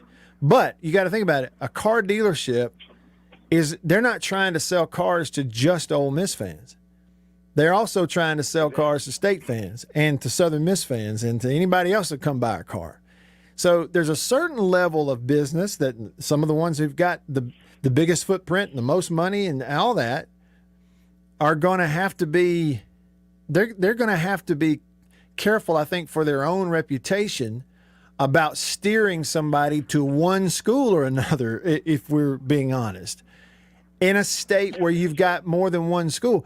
Now, it might be different in Louisiana when you think about it, because in Louisiana, it's all LSU. It's all anybody cares. It's all you guys, LSU fans, and that's it. You know what I'm saying? Yes. So. And with that, like I said, it's going to be very sticky, and it's going to get confusing. And the NCAA is probably going to say, I don't want to have no say, so I don't want to deal with anything with it because of, as I say, the big Power Five has been always saying, hey, we need to step away from the NCAA and start our own conference. Yeah. And so that's why I think that's possibly going to come up again. I think you are exactly right, Bernard. Listen, and I will tell you this. There are some people that when you say that, Bernard, and you say, look, these Power Five conferences are going to go ahead and start thinking again about stepping away. There are some people that'll roll their eyes and think, well, you're just being a conspiracy theorist. And then others go, yeah, but they're still going to have a way. No, listen, it's not too soon to go ahead and bring it back up. That the farther this stuff goes, the more that the big Power Five conference schools are going to consider, all right, what kind of rules do we need to benefit us? We're going to leave everybody else in the dust. We're still going to schedule them. They still need to schedule us. We'll pay for the games, but we're going to step out here and play by our own rules. And I think that is just a matter of time, before it happens. Yeah. And then you can look at a lot of if you look at a lot of the corporation that supports the NCAA sponsored events, they're already into those conferences already. Mm-hmm. So they are, like I said, they already have a footprint in it. But they think just because the NCAA is the big umbrella and these particular universities have to come through the NCAA sponsored events, so we're going to stay with the NCAA for right now. Yeah. But if, like I said, if the Power Five decides, hey, we finna step out on our own, you can watch how the money trickles away from the NCAA and goes into whatever type of division conference that they design themselves. Well, and what's interesting about this name, image, and likeness stuff, too, that's being proposed, and that the NCAA is kind of batting around, is the idea that, okay, if this goes through, a player will be able to go out here and get his own marketing deal, right? But they're saying we will not, if that happens, we will not allow him to get a marketing deal that is a competitor of some company who's already sponsoring the school. For example, let's say a kid at Ole Miss, is a player at Ole Miss, and Adidas wants to do a marketing deal with him. they're going to say you can't do that because your school is sponsored by Nike. Now, if I'm not a lawyer, but I know a bunch of lawyers that would love to jump up in the middle of that. So, You said just like the NFL. The NFL, they're currently up under the Nike. The thing about the NFL, if a company wants to use an NFL player as a spokesman, they can only use, I think it's up to 5 athletes for their particular company if they're not a major sponsor of the NFL. Wow. Just like with Adidas. Nike is a apparel provider for the NFL. So Yeah. if Adidas want to sponsor some of the athletes, they can only use 5. Wow, I did not realize that. And Huh. yeah, and then they have to get anything over that. They would have to get an agreement with the NFL to say, hey, if we can use more athletes, they can have more athletes, like I said, to wear their apparels, but like commercials and brands, they can only use up to 5. Yeah. How about that? I did not know that. Makes you wonder if they would follow that model. And I think that's the model. If they're looking at that, that's part of the model that they probably try to image. Yeah, right. Which is, like I said, it's already in place, but I think that's what they might try to model. Yeah. Good stuff. Bernard, thank you for the call. Have a good day. I appreciate it. Yeah, thank you. I didn't know that.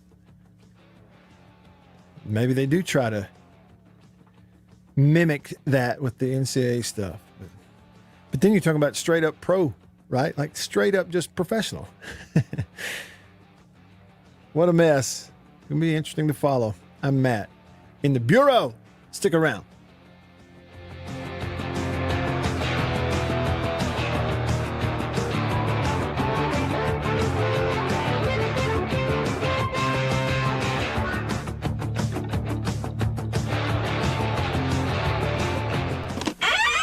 After these messages, we'll be right back. Better buy Birdseye. Better buy Birdseye. Yes, always look for this Birdseye Bird, your guarantee of top quality frozen food. And your big Birdseye buy this week is Birdseye Orange Juice. Easy, you can serve it in a minute. Thrifty, it will save you money. Orchard fresh and delicious. Better buy Birdseye. Better buy Birdseye. Now, if you know your oats and want to feel your oats and taste how good an oat cereal can be, well, you'll go for Cheerios. Great way to start the day with really great eating. That's Cheerios, one of the few foods made from oats. The tasty cereal grain everyone should have at breakfast. Crisp and golden as only a toasted oat cereal can be. And nourishing? Why, a Cheerios breakfast gives you the power protein that grown-ups need to help stay in trim and youngsters need to grow on. Toasted oat goodness, toasted oat flavor, a delicious power breakfast. That's Cheerios. Let me tell you about an ice cream can't be beat. The very best tasting you can eat. It's Meadow, smooth, freeze, Meadow, go. Go to your ice cream man today, and here's the word that you should say. Oh, give me Meadow, smooth, freeze, Meadow, go. And remember, folks, Meadow Gold Is mighty good. For double enjoyment, reach for Beech Nut Peppermint Gum. It sparkles your smile, your breath, your whole sense of enjoyment. Beech Nut Peppermint in the familiar yellow pack. 6 o'clock, dinner time. Thank goodness for Jell-O Instant Pudding. Yes, thank goodness for Jell-O Instant Pudding. The terrific busy day dessert you can make at the very last minute. See how quick and easy. Just add it to cold milk and beat it up. That's all. By the time you're ready to eat it, it's all ready for you. Jell-O Instant Pudding, made by the famous Jell-O folks. So creamy, so nourishing, so delicious. No other instant pudding is quite the same. Stock your shelves with all 7 flavors. The good busy day dessert. Jell-O Instant Pudding.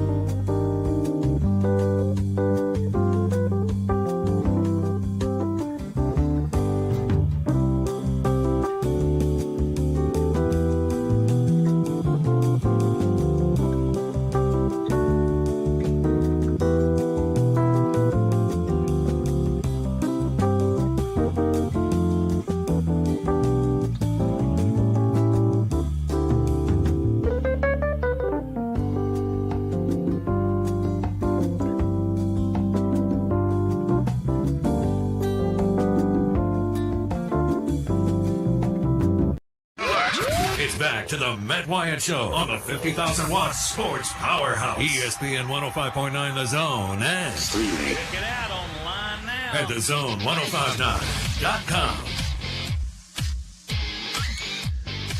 All right, back here with you. Y'all text me today on the Country Pleasin' text line. Country Pleasin' sausage on grocery store shelves throughout the Southeast. Just hit me up. Text away, 885-ESPN. It's a 601 number, 885-ESPN or 885-3776. Got it?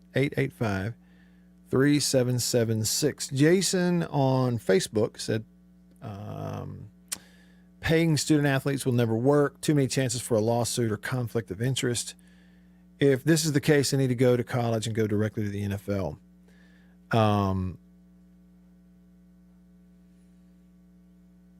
Yeah, paying. Yeah, spell check got you there. That's what he meant, paying student athletes. You know, it is a slippery slope, and everybody kind of knows that. And what I feel, if I'm being super, what's the right word? Pessimistic. It's easy to be pessimistic about this stuff. Okay. I mean, in general, what happens is like you will overreact on the front end and everything just kind of settles in, you know, and moves along and we just get used to whatever. Okay. You know, accept it. That happens a lot. But I do think there's some warranted pessimism with something like this, in terms of how it's going to be implemented around the country. It's not we're not saying right or wrong, okay? And I'm not either. Right now, I'm not sitting here going, it's wrong to pay players, student athletes, or it's wrong to not pay them. That's not it. Hold on. Just don't even go there. I'm just talking about if I'm super pessimistic about the implementation of some of that type of system, even name, image, and likeness stuff. So it's like marketing deals and sponsorship deals, right? Let me just throw an example at you, and I don't think this is far-fetched, okay? Since you and I know, we can look. You can look and read it. Look and read the quotes.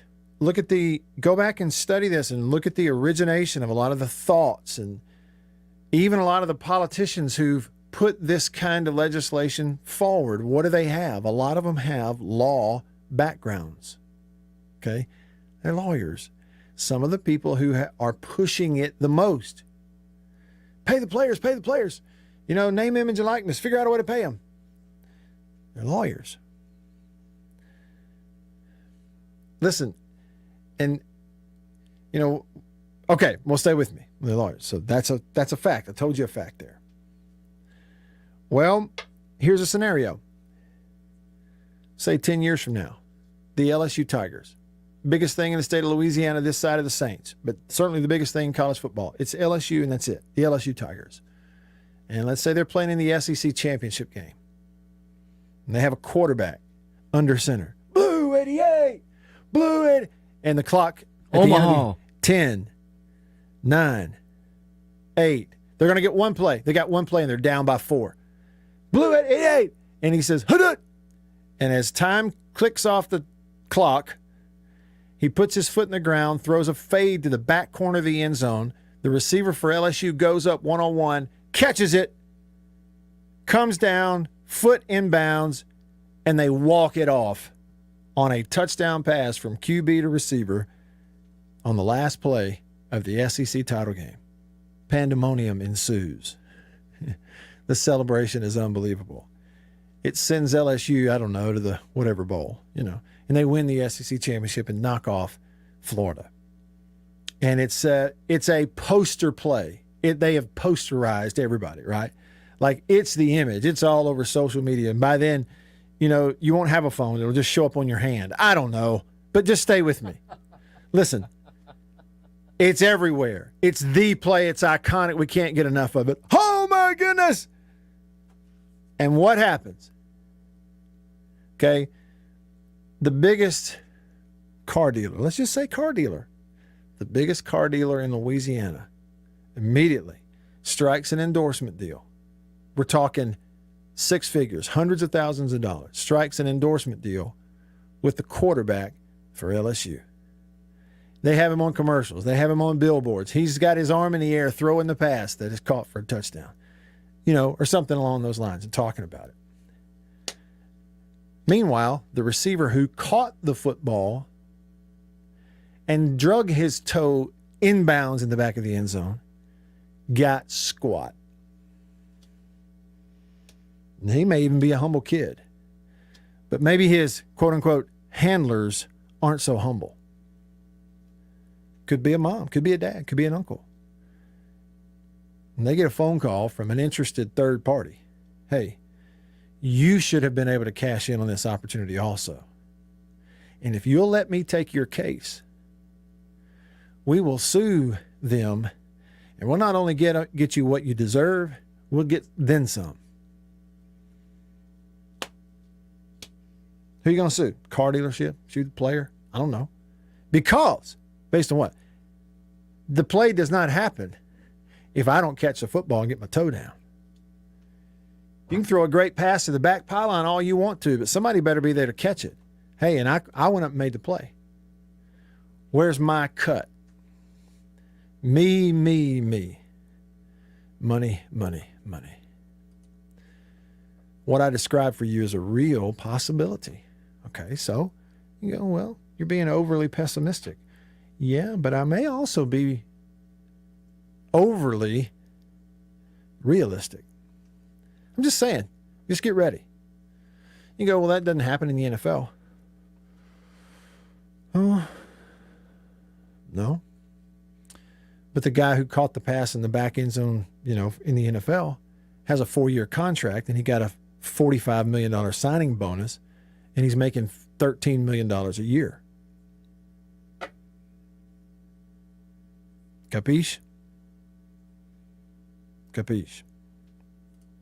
Saying. Okay, some of the text. Let's go back to the memorization topic.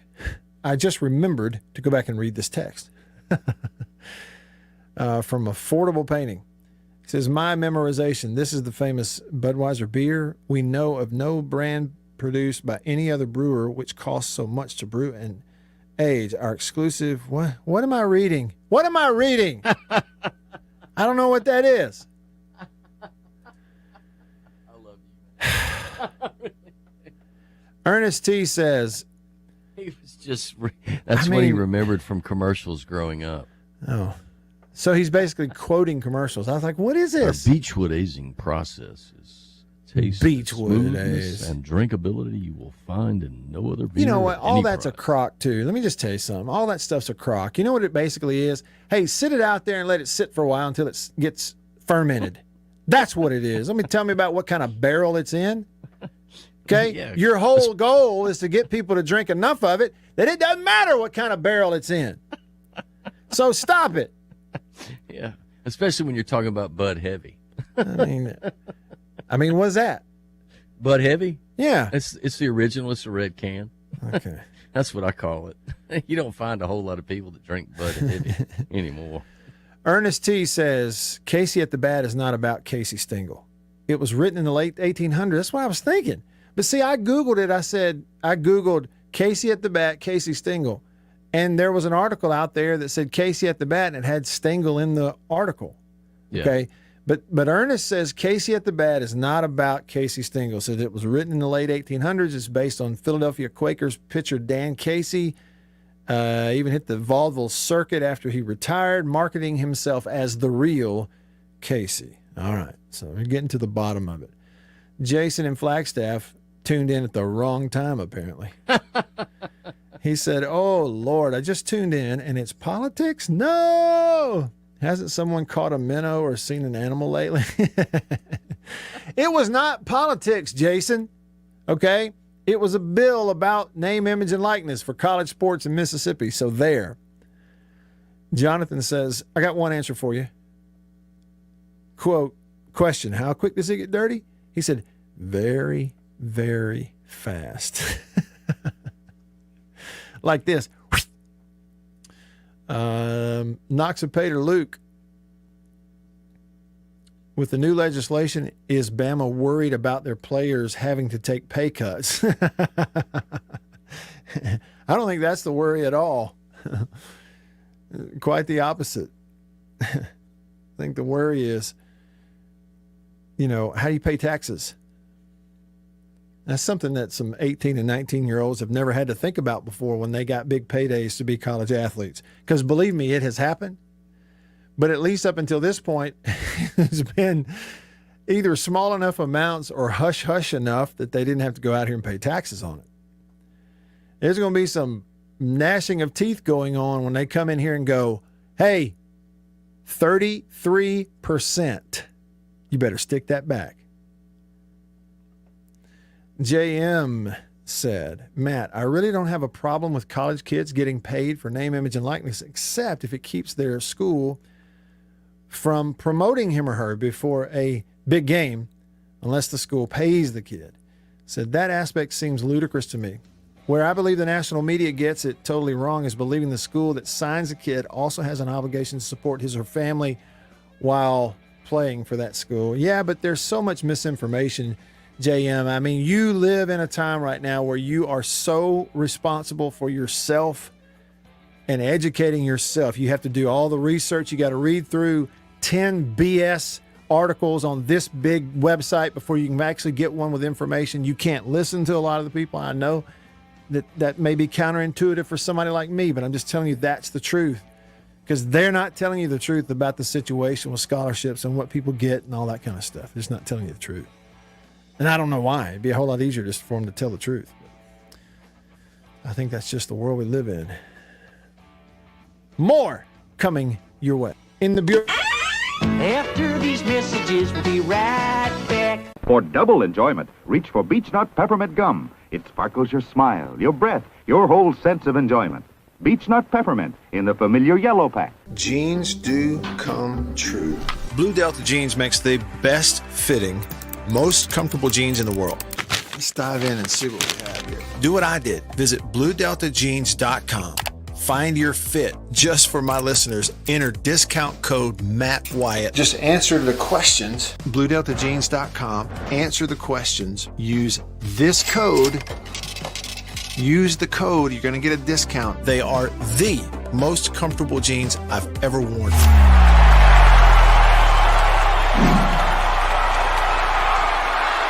Farm Bureau Insurance stands ready to provide financial relief to our communities in this time of crisis. This includes a one-time credit to all personal auto policyholders, a donation of $500,000 to the Mississippi Food Network, and additional payment options for those hit the hardest, all while continuing to service customer claims as well. But this is the time to go above and beyond. These are a few ways we're keeping the Farm Bureau promise. To learn more, talk to your agent or visit us online. Go with the home team.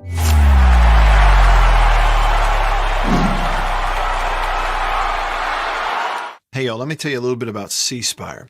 New stuff in 2021, including 5G coverage. If you go to their website right now, cspire.com, you're going to see their no bull, which, by the way, I love the Super Bowl ad with the slow motion bull. You're going to see that on the website. But look, they're right. There's been a lot of bull over the years in your wireless bill, depending on if, who you were with. And my experience with C Spire is just like they say, there's no bull. I know what it's going to cost me each month. I know what my coverage is the number one coverage in Mississippi, period, the number one network. And they've got 5G phones that are 5G ready. Now, I have the new iPhone 12 Pro Max, got it at C Spire, went and did curbside at my local C Spire location and did the exchange where I traded in my old one, got the new one, and it's 5G capable. And we've got 5G coverage in parts of Mississippi, and it's just growing by the day. So you really ought to check that out, okay? And in terms of the new phones, you got deals going on those as well. Find those out at cspire.com. C Spire, customer inspired. After these messages, we'll be right back.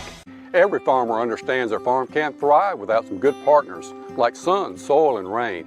And farmers in North Mississippi also rely on another important partner, Mississippi Land Bank, because land and farm financing are Mississippi Land Bank's primary focus. We've grown alongside these farmers' crops for more than 100 years. We understand what a farmer needs, and we know the lay of the land in North Mississippi, and that's where I stand. A lot of people in the equipment world, things kind of go in trends, I guess, if you want to say it. So kind of the first big thing that we look at when we start evaluating our business is going to be our turf equipment. That's kind of the first big push, because once everything, the water dries up and the grass starts growing, this is what everybody's looking to get. We carry the new Wright stand-up mower. Doesn't look like much, but this thing is, and it costs just as much as zero turn. Not a cheap unit at all. I mean, if you go out there and look at that zero turn, this thing right here, I mean, it's got all your components from your big pumps to your commercial engine to your large steel deck. And these guys were the first ones to make the standard mower. Better buy Bird's Eye. Better buy Bird's Eye. Yes, always look for this Bird's Eye Bird, your guarantee of top quality frozen food. And your big Bird's Eye buy this week is Bird's Eye Orange Juice. Easy, you can serve it in a minute. Thrifty, it will save you money. Orchard fresh and delicious. Better buy Bird's Eye. Better buy. To the Matt Wyatt Show, talking more great sports for you, Mississippi. Online transmission is ready, sir. Live online at thezone1059.com and Keep your radio turned on. to ESPN 105.9, The Zone. Yo! Back with you. I'm Matt in the Bureau, the Farm Bureau Studio, Farm Bureau Insurance. Go with the home team. They are your home team at Farm Bureau Insurance. Your hometown heroes, that's your local Farm Bureau insurance agents in all 82 counties around the state of Mississippi. Poured a little hot coffee from High Point Roasters in New Albany into my mug right there, so I'm all set. Yes, sir. Thank you very much. Hey, and speaking of, let me do just a real quick little house cleaning thing. This is probably not 100% necessary, but I feel like I ought to just make sure I make this statement. Okay, listen. I don't mind every now and then we'll laugh and cut up about people drinking beer. And, earlier we had Napoleon tell us that after Hank Aaron hit the home run in 74, he and his classmates went and celebrated. Okay, that's fine. I'm not judging anybody, laugh about it, whatever. But I can just tell you, not ever going to happen on this show anyway, is go too far down the road glorifying it. Okay? It's cute, it's funny, whatever. Y'all do you, he does him, she does her, whatever, fine. But I'm just telling you, on this show, we're not going too far at all in glorifying it. Because my personal belief is everybody's better off, just kind of stay away. Because you know what it does? It ruins more people and more lives than it helps. That's a fact. Yeah. All right. So, having said that, let me read Jason's. Reading the finer print, right? Yeah, let me read Jason's text. What did he say here? Jason in Flagstaff said, after drinking beer in Europe, it ought to be called Bud Crap. Okay. See? All right. So like a Royale with we can laugh about it. But to each his own, but this ain't going to be a show where we fall in line with the world and just say, oh, yeah, boy, isn't it cute? Just hammered. Drink, beer, drink. Not happening on this show. If it has to happen, I'll do something else. Plenty of shovels out there that need somebody to pick it up, okay? All right. Now, what I may do too often is I may glorify certain entertaining television shows and movies in the past that we like. Like yesterday, went on and on about Sandlot. Last night, we began watching The Sandlot again as a family. Love it. And man, Annabeth, the homecoming queen, loves that scene where Benny, at the beginning, where he's taking Smalls kind of under his wing a little bit and really helping the kid out as he's in a new place in a new town. And she loves that. And, I think Mary Lady had to go on to bed right about the time the Wendy Peppercorn scene was starting, that whole stuff. So anyway, we do that. Well, I saw a note today, the final episode of Seinfeld was actually filmed on this day in 1998. Now, it didn't air, but it was actually filmed on this day in 98. Well, it reminded me of something I saw on YouTube yesterday that I missed apparently the whole time that Seinfeld was on the air. And it was when George Costanza during a really cold time in New York, walked into Jerry's apartment, and Jerry and Elaine are in there, and he's wearing a huge, thick Gore-Tex winter coat. Hey, is it cold out? Really cold. Scary cold? I don't know. What's your definition of scary cold? In walks George with his big coat on. What is that? What? When did you get that? This week. My father got a deal from a friend of his. It's Gore-Tex. You know about Gore-Tex? You like saying Gore-Tex, don't you? Hey, you can't even turn around in that thing. Look at this. You open it up, and they write you a note and said, Matt, I just want to tell you, you mean this to me, and thank you for being there for me when I needed you. Yeah, You're telling me that's not gonna grab your heart a little bit? Well, no, I mean, I'm saying I certainly appreciate it. I don't not appreciate it. It doesn't offend me. But Right. I'm just thinking, next time I see you, just tell me then. Give me a call. I got you. Shoot me a text. Give me a call. You can wait. Look, you appreciate it. I don't necessarily need to be thanked. I know, but that's just your. I just think, I don't know. One of the first churches I served in, I'm a big thank you note writer, so that's why I'm kind of passionate about this. You know who else is? The homecoming queen. Is she? Big time. Well, I love it, and I sent this lady a thank you note for helping out with a youth event that we did, and she told me, she said, John, never lose the ability to, number one, write legibly, and number two, to send people thank you notes because they appreciate those.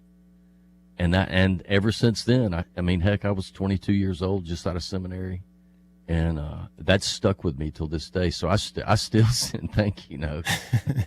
Sometimes they're text messages, but yeah, but I'm just this. I am a person that wants to let other people know how they touch my life and how grateful I am for them. And that's one way to do it. Yeah. Well, let me ask you a question though. All right. Isn't it better in person? Yeah. It is. Isn't a phone call better than a note? Always. Okay, then why not do that? Oh, I do. I probably overkill my gratefulness, Matt. Yeah. If that's possible. Well, no, I don't think I it's tell you possible. that all the time, how grateful I am. No, I don't. To be a part of this. I guess my point is this.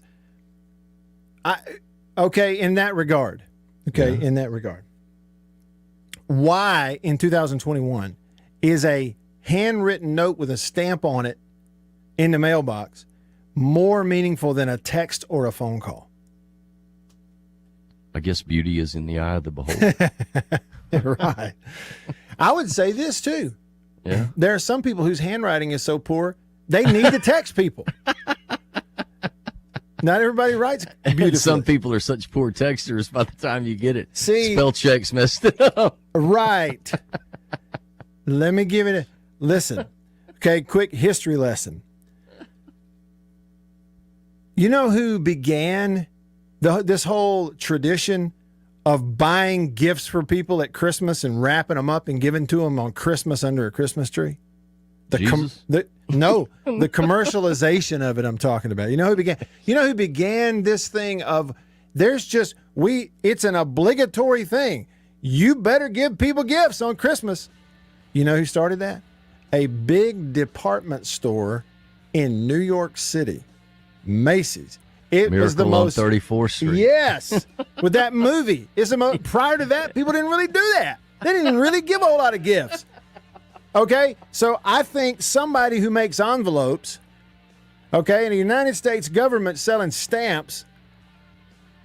It's a conspiracy. That's who started this obligation to write notes. And who started you go to somebody's house, you got to take them something. I love it, man. You can tie anything in with Seinfeld. I tried my best to do a George Costanza. The thing about it is he's funnier than I am. Yeah, but All you're right. better looking. Well, it ain't hard, that's for sure. We'll talk golf with Don coming up next. Y'all stick around. After these messages, we'll be right back. Arrived today. Jeans do come true. Thank you, Blue Delta. Yeah, jeans do come true. That's what the bag says. Blue Delta Jeans makes the best fitting, most comfortable jeans in the world because they are uniquely made for you and only you. Raw denim jeans, custom fit, hand tailored in Tupelo, Mississippi, my hometown.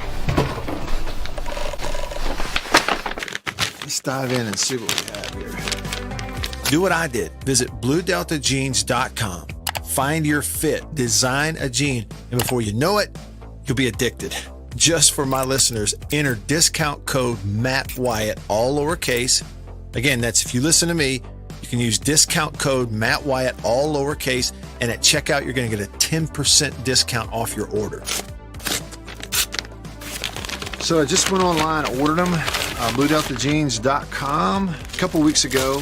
Went in, I didn't go get measured. I just entered, what I knew about myself. I just answered the questions, and here they are at my doorstep a couple weeks later.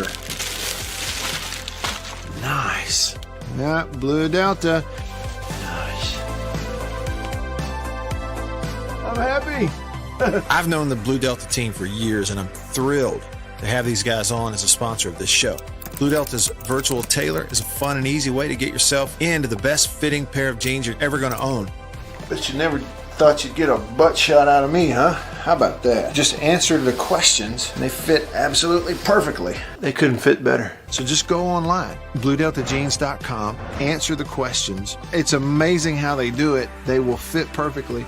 You're not going to find better material and better feeling pants, period, anywhere. BlueDeltaJeans.com. Use this code. Use the code. You're going to get a discount. They are the most comfortable jeans I've ever worn. I promise you that. And I know that you are going to love them too. Make sure you use the code. And remember, jeans do come true. After these messages, we'll be right back. Let me tell you about an ice cream can't be beat. The very best tasting you can eat. It's Meadow, Meadow, Meadow, Meadow Smooth Freeze Meadow Gold. Go to your ice cream man today, and here's the word that you should say. Oh, give me Meadow, Meadow, Meadow Smooth Freeze Meadow Gold. And remember, folks, Meadow Gold is mighty good. For double enjoyment, reach for Beech Nut Peppermint Gum. It sparkles your smile, your breath, your whole sense of enjoyment. Beech Nut Peppermint in the familiar yellow pack. 6 o'clock, dinner time. Thank goodness for Jell-O Instant Pudding. Yes, thank goodness for Jell-O Instant Pudding. The terrific busy day dessert you can make at the very last minute. See how quick and easy. Just add it to cold milk and beat it up. That's all. By the time you're ready to eat it, it's all ready for you. Jell-O Instant Pudding, made by the famous Jell-O folks. So creamy, so nourishing, so delicious. No other instant pudding is quite the same. Stock your shelves with all 7 flavors. The good busy day dessert. Jell-O Instant Pudding.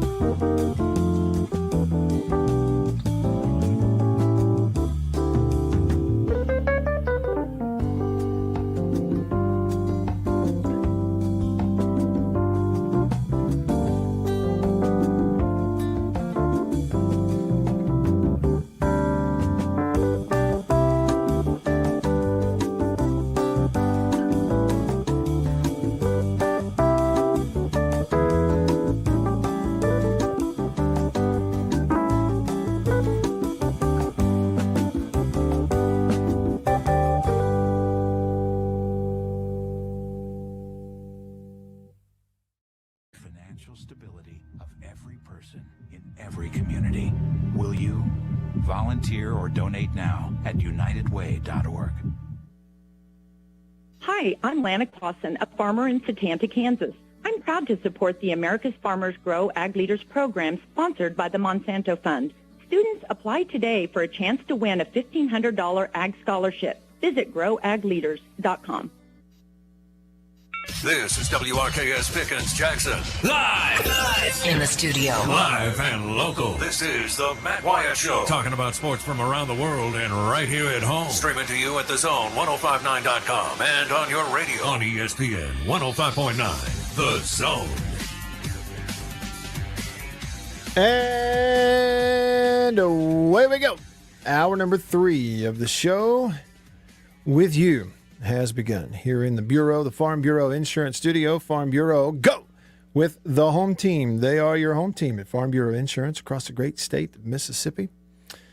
Hour 3 presented by Overstreet Properties in Starkville. Overstreet Properties, overstreetproperties.com. Anything residential in and around Starkville, that's where you need to start. Trust me on that. Go to overstreetproperties.com. Get the contact info.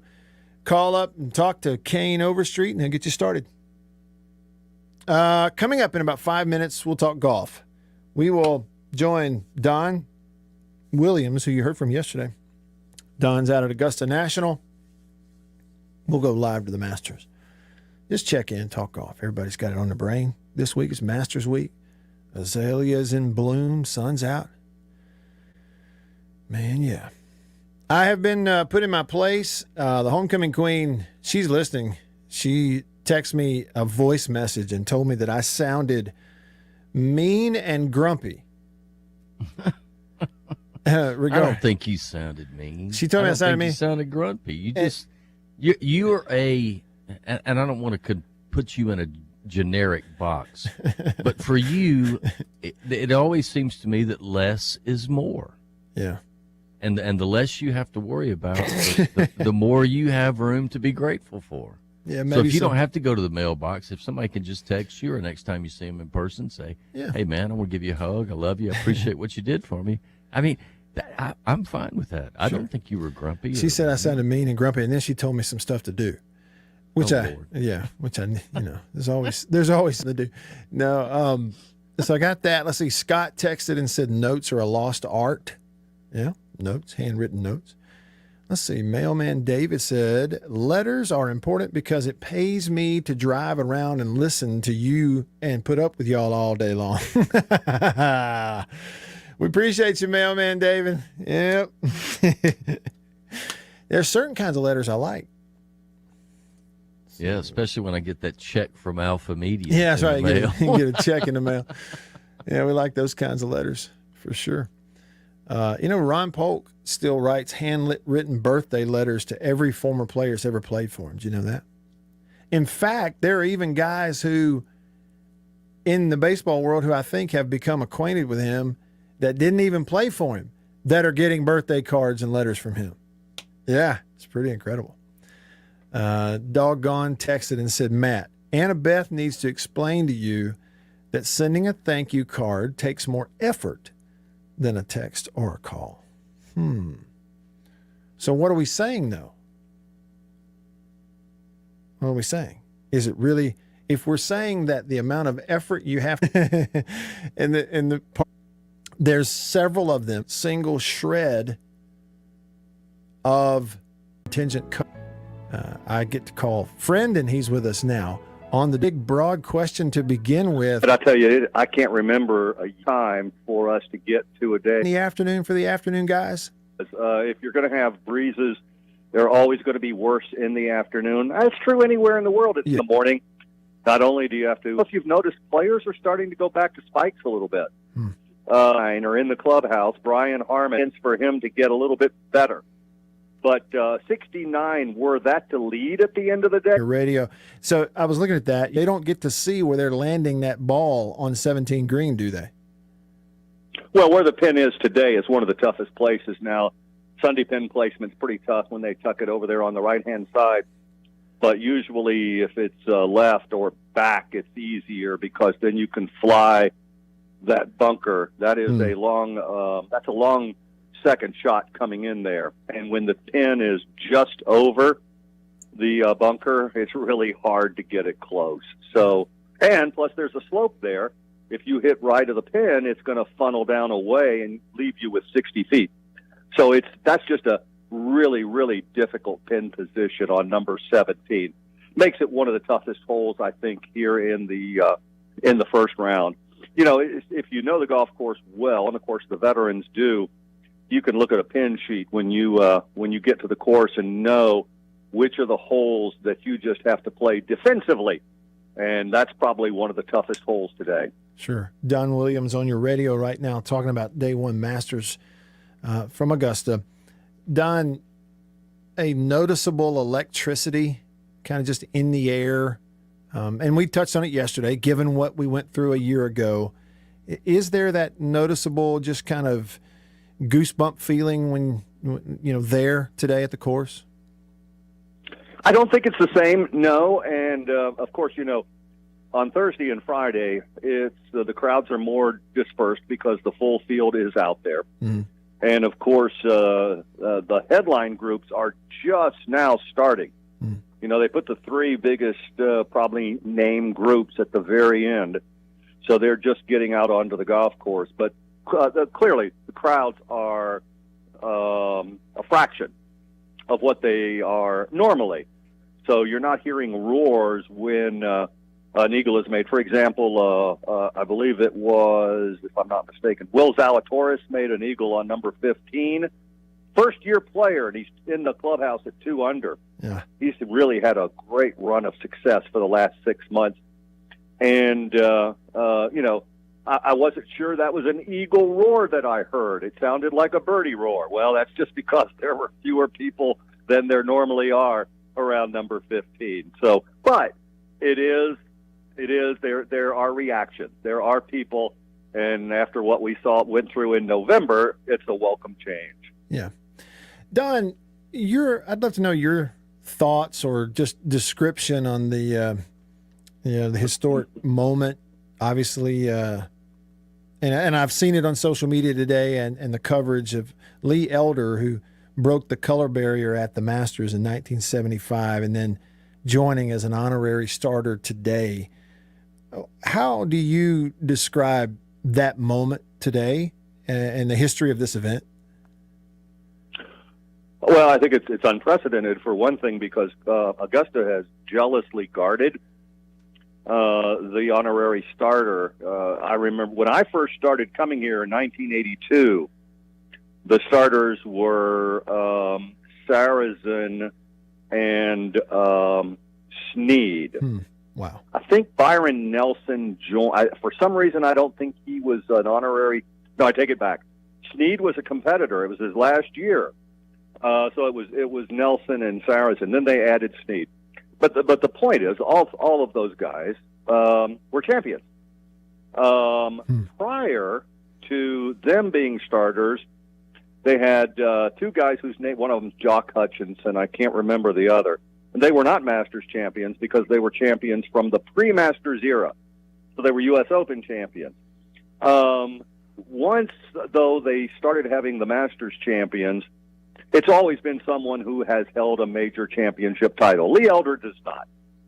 So that was the first time that they've gotten away from a traditional major champion or a Masters champion to be an honorary starter. So that was a big move for Augusta. And, of course, having him join Jack Nicklaus and Gary Player, who are now well into their 80s, and you're beginning to think about, well, who are going to be the next generations of starters, it was tremendous honor for Lee Elder to be able to join them, I think, because, of course, when he was playing and when he made his first appearance here in 75, of course, Jack won that year, so they were contemporaries of his. So I know that meant a lot to him, and it means a lot to Augusta and certainly to the players like Tiger Woods and others who've looked up to Lee Elder all these years. Yeah. Don, Annabeth and I were able to be there, lucky enough to be able to be there when Patrick Reed won in 2018. And some have him picked. He's playing, pretty well today. 1 under after 14. Yeah, 1 under after 14 through 14. And I just wonder if there was a sentiment back then, and of course it's widely known that there were a lot of folks pulling against him, even at Augusta that year in 2018 for various reasons. Is the crowd in general still that way in terms of their outlook on Patrick Reed, or is he starting to outlive that a little bit? Well, I don't think it's gotten better. I don't know that it's gotten worse, but I don't think it's gotten better. Simply because, Matt, he's been involved in a couple of rules discussions. I'm not going to call them controversies because, he was not found to have violated any rule, but there were discussions that he's been involved in, and golf fans and golf commentators have not taken kindly to some of the issues that have developed with him in the past year or so. So, Patrick Reed is popular with some of his play, with some of his competitors. He's not an unpopular guy. He's not a guy that's ostracized in the clubhouse. But how does the general public receive players? Well, they do it primarily through what they see on television, what they read in print, and what they see on social media. And Patrick Reed, if he has a PR machine, it's not doing a good job for him. So, he is the Black Knight, and not the Gary Player Black Knight. He's the guy that you have a hard time warming to. Sometimes we see people like that change, the perception of them change as time goes on. And perhaps that will happen with Patrick Reed, because I don't know that at heart he's really a bad guy. He just has one of those personalities that seems to rub folks the wrong way.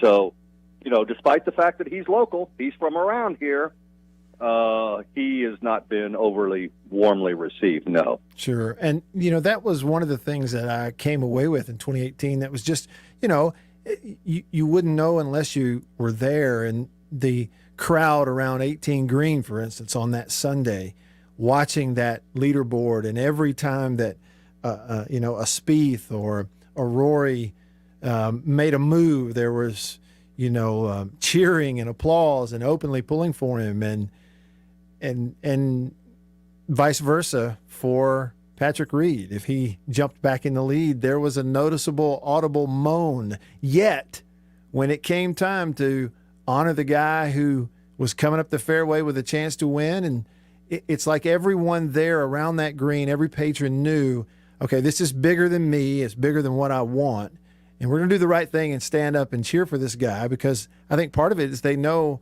the entire world's watching this on television. It was just a really interesting experience for someone like me to experience that for the first time. You kind of see where I'm saying?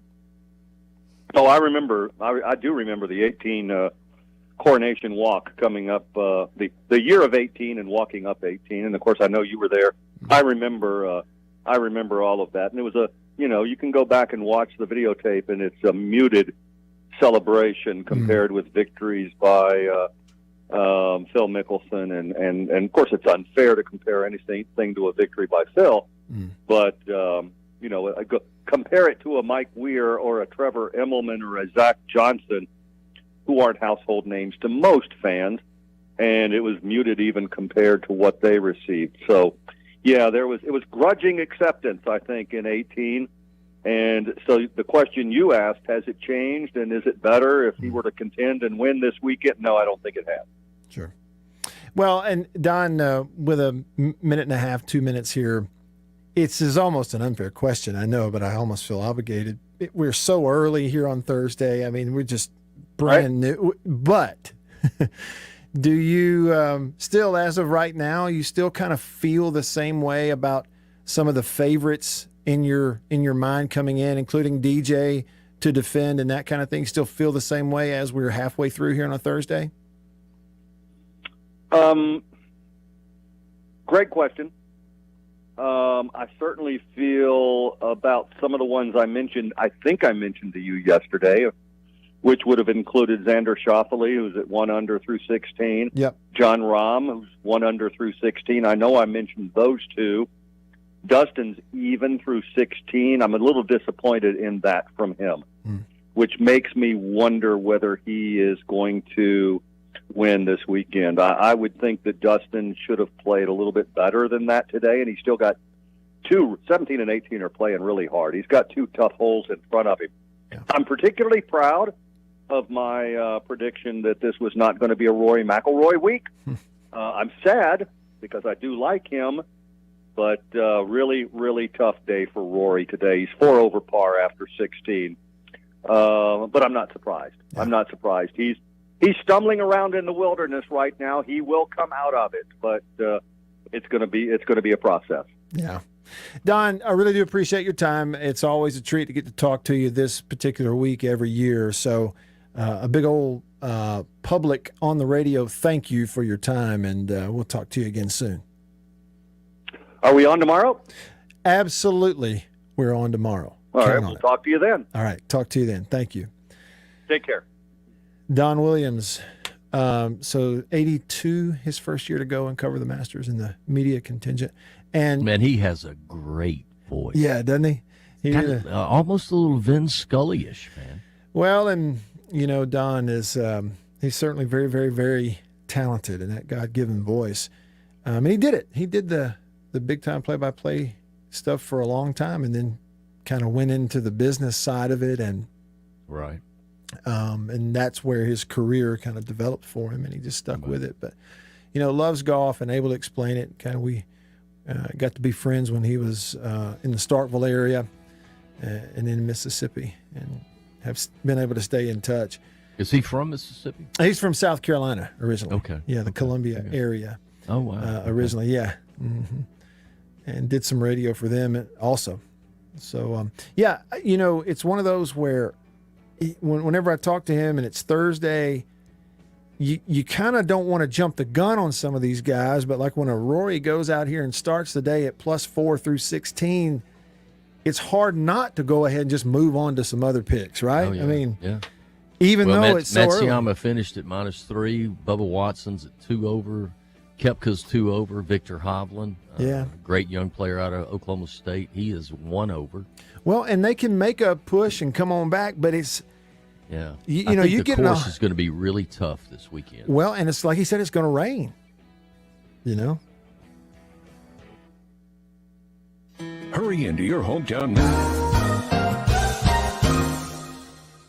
Farm Bureau Insurance stands ready to provide financial relief to our communities in this time of crisis. This includes a one-time credit to all personal auto policyholders, a donation of $500,000 to the Mississippi Food Network, and additional payment options for those hit the hardest, all while continuing to service customer claims as well. But this is the time to go above and beyond. These are a few ways we're keeping the Farm Bureau promise. To learn more, talk to your agent or visit us online. Go with the home team.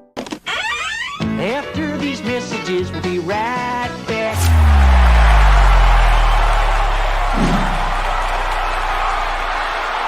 We are about to have a fire and cook some sausage. A country pleasing sausage is outstanding, whether you cook it over a fire or in the house. Cook some of this right here. It's green onion flavor. You see that? But this right here is my favorite, the maple flavor. And this is great for breakfast. It's awesome cooking it in the house because it makes the whole house smell good.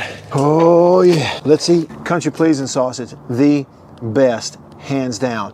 If you go to countrypleasing.com, you can actually order this and deliver it to your house. Country pleasing sausage, hands down, the best. Trust me.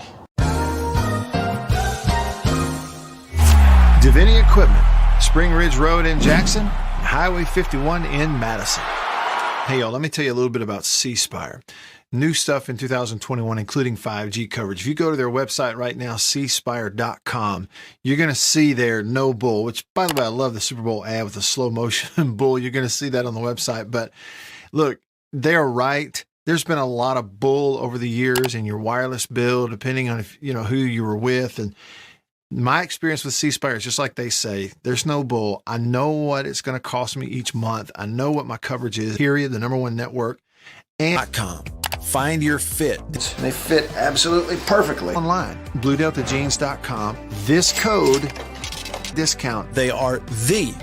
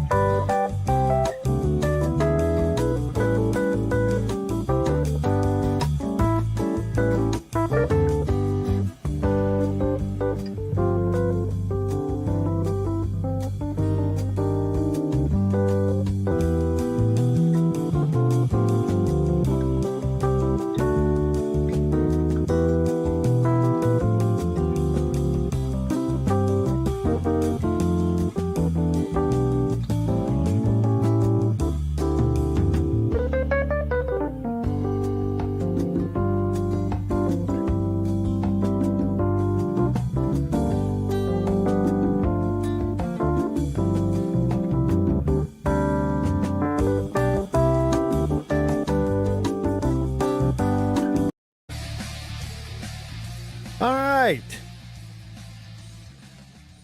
Woodrow wants a little Masters trivia. Okay. He texted the show and he said he'd like a little trivia. Things where I think we're going to get I don't know if we're going to get our answers along the way. It is online. Okay. We're going to see how expert we are. Masters trivia. First question. There's 15 of these. Which player holds the record for most Masters appearances? Is it, and this is like multiple choice here. Is it Arnold Palmer, Gary Player, or Doug Ford? Now, I would say that if I'm answering this, I'm probably going to go over here and click on Gary Player. And he's younger than Palmer. But the thing is, he's one of these like super duper in shape guys, right? Like, so he would have been able to play. That's what I would go with. Doggone says he'd go with Player. JB, who would you go with? You got Arnold Palmer, Gary Player, or Doug Ford. I'm not really that familiar with Doug Ford.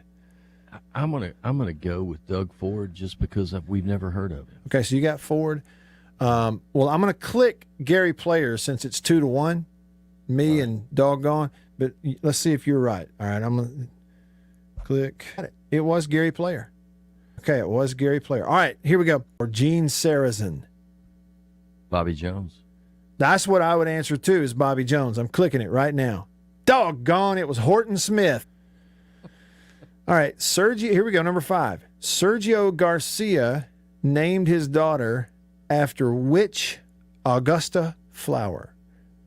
Camellia, Azalea, or Jasmine? Give me that one again, man. Okay, and here I'm gonna give it again. We have 2 texters that are answering these like quickly. Doggone is gonna we're gonna go with Doggone's answer. The choices are Camellia, the state flower of Alabama. Oh yeah. Azalea, or Jasmine. No, it's Camellia. Okay, well, Doggone says Camellia. I'm clicking Camellia. Wrong. It's Azalea. He named his daughter Azalea. Azalea was the correct answer. I'll take Masters for 400, Alex. Okay, which player completed the Grand Slam at the Masters? Was it Jack Nicklaus, Ben Hogan, or Gene Sarazen? I'm going to go with Gene Sarazen. Are you? See, I think I was going to go with Nicklaus. I'd have done Hogan. It's my second choice. Okay, let's see here. Let's let either Woodrow or Doggone's going to break the tie for us, and that'll be who we pick. Let's see. Come on. Who is it? Woodrow, Doggone, text me. Who you got? Which player completed the Grand Slam at the Masters? Jack Nicklaus, Ben Hogan, or Gene Sarazen?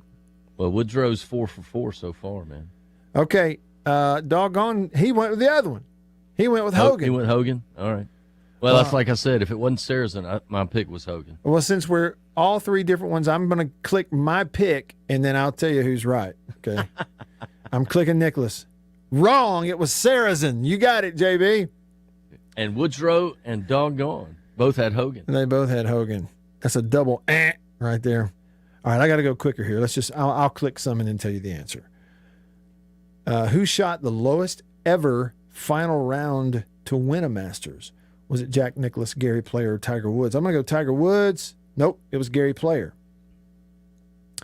Who is the only player to ever ace the par 3 fourth hole? Is it Jeff Sluman, Lanny Wadkins, or Fred Couples?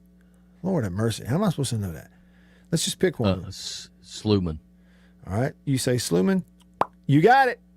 Sluman slew the par 3 fourth hole. Actually saw that happen. All right. Here we go. Which player had the most birdies in the 97 Masters? Was it Tiger Woods, Tom Kite, or Tom Watson? Tiger Woods. Tiger Woods. Nope. Nope. He won by 12. It was Tom Watson. Tom Watson had more birdies. Get out. Yep. Number 10, we just got a few more, and then I'm coming to Chris. Who was the first left-handed player to win the Masters? Mike Weir, Bubba Watson, Phil Mickelson. It was Weir. That's correct.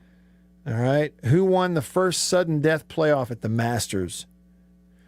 Would that be Nick Faldo, Craig Stadler, or Fuzzy Zeller? It was Zeller, wasn't it? Yeah, Fuzzy. Yeah. That's Sure the only one was. he won. The only one he won. That's the only one. As if, like, he only won the Masters once. I mean, my God. What is the name of the place where amateur competitors stay at Augusta? The Bird House, the Crow's Nest, or the Magnolia Inn?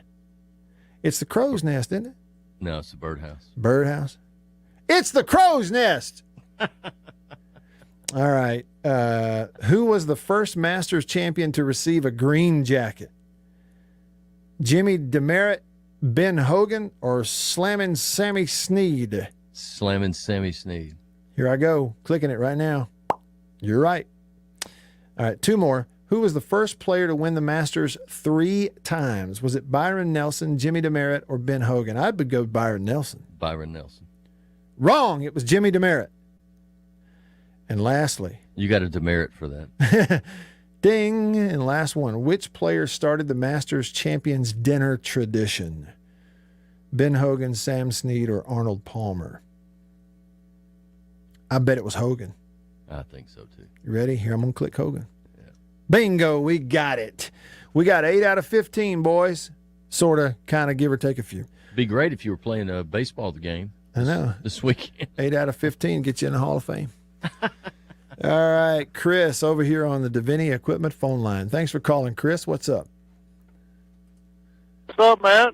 Yo. Hey, I know I'm a little late to this party, but you know, the reason why JB likes handwritten letters is because of the rarity of it.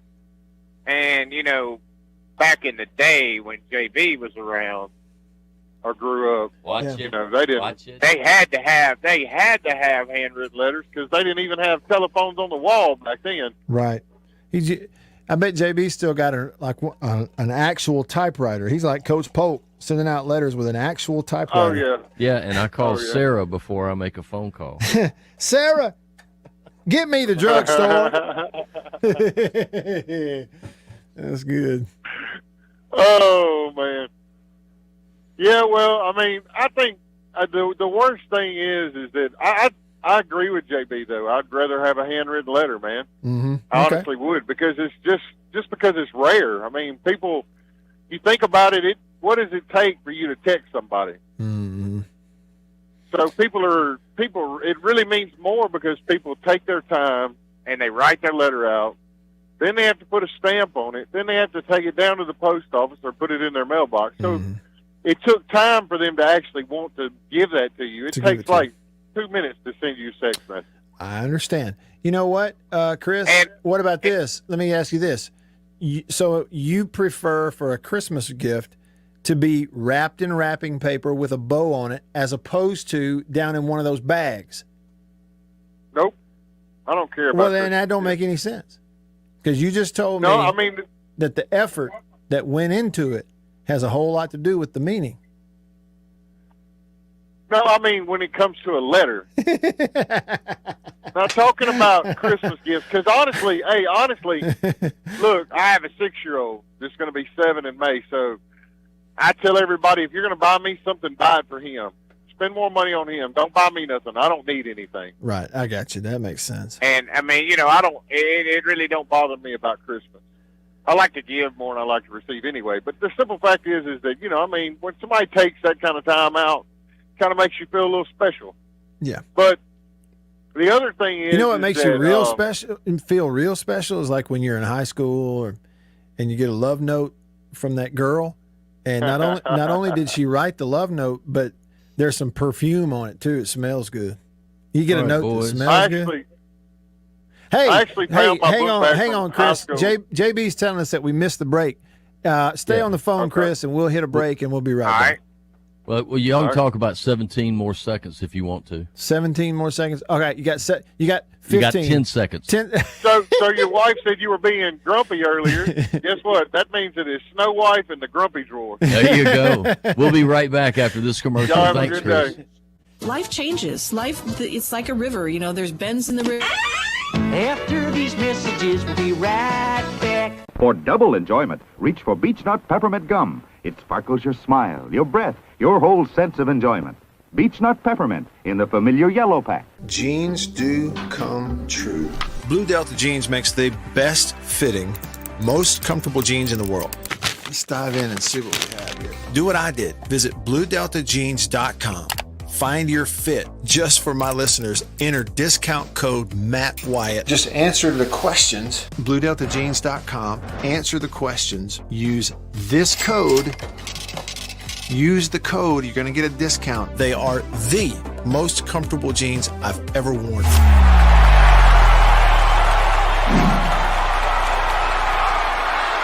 Farm Bureau Insurance stands ready to provide financial relief to our communities in this time of crisis. This includes a one-time credit to all personal auto policyholders, a donation of $500,000 to the Mississippi Food Network, and additional payment options for those hit the hardest, all while continuing to service customer claims as well. But this is the time to go above and beyond. These are a few ways we're keeping the Farm Bureau promise. To learn more, talk to your agent or visit us online. Go with the home team.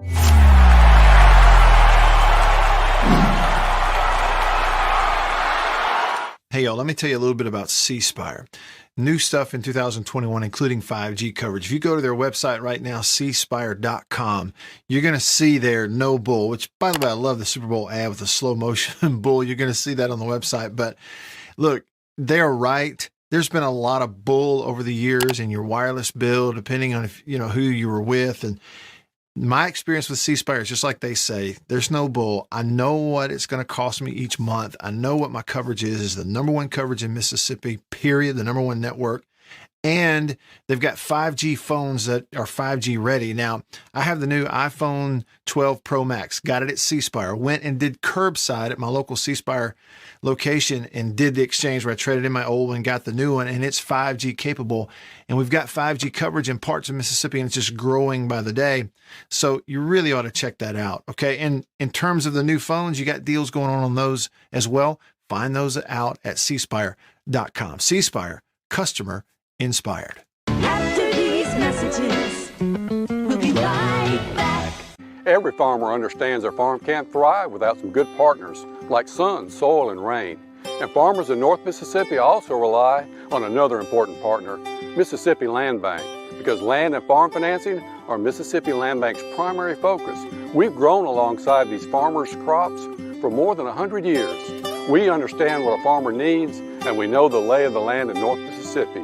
And that's where I stand. A lot of people in the equipment world, things kind of go in trends, I guess, if you want to say it. So kind of the first big thing that we look at when we start evaluating our business is going to be our turf equipment. That's kind of the first big push, because once the water dries up and the grass starts growing, this is what everybody's looking to get. We carry the new Wright stand-up mower. Doesn't look like much, but this thing is, and it costs just as much as zero turn. Not a cheap unit at all. I mean, if you go out there and look at that zero turn, this thing right here, I mean, it's got all your components from your big pumps to your commercial engine to your large steel deck. And these guys were the first ones to make the standard mower. Better buy Bird's Eye. Better buy, better buy. Well, I tell you what, don't look now, but Patrick Reed is on day one of the Masters. He's got it to 2 under through 16. Got 2 holes left.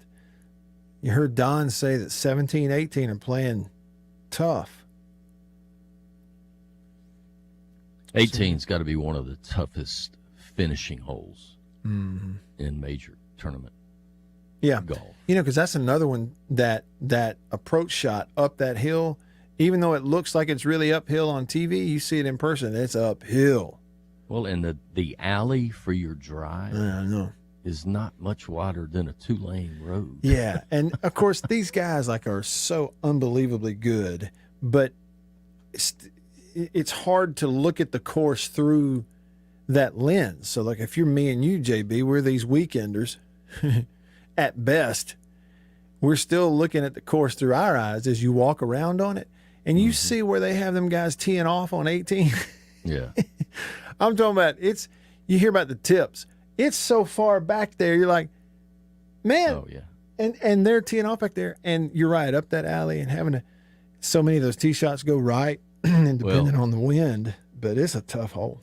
I've been blessed to play in a few pro-ams, and I've always been amazed at the difference for where they have us AMs teeing off, because the pros are teeing off from where they're going to be teeing off during the tournament. Yeah.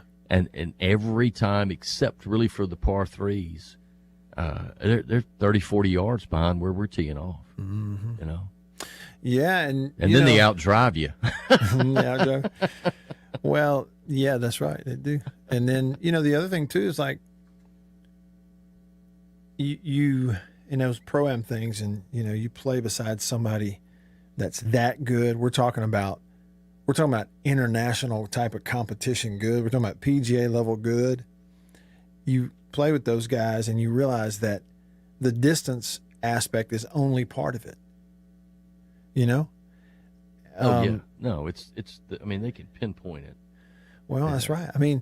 There's a bunch of young whippersnappers out there that can hit it a long way, can drive it a long way. They're using a 7-iron to make a 200-yard shot. Frankly, there's a bunch of those guys out there.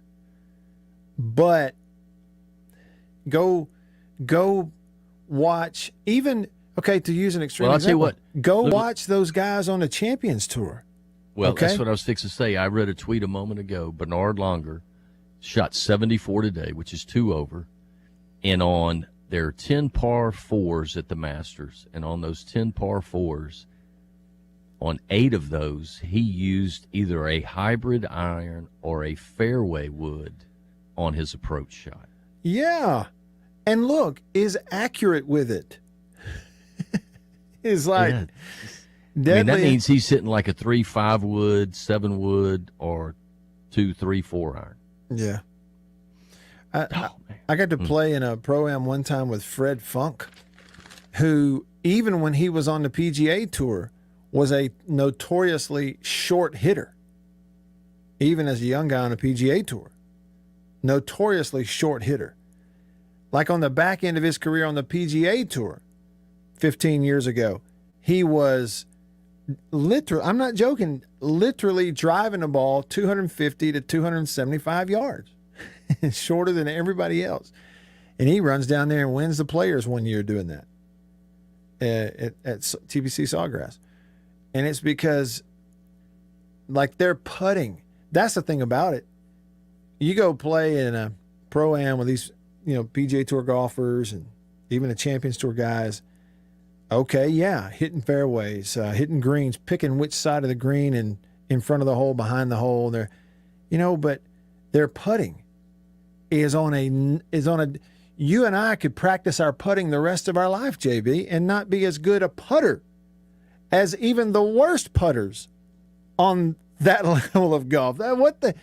We can't comprehend how good they are.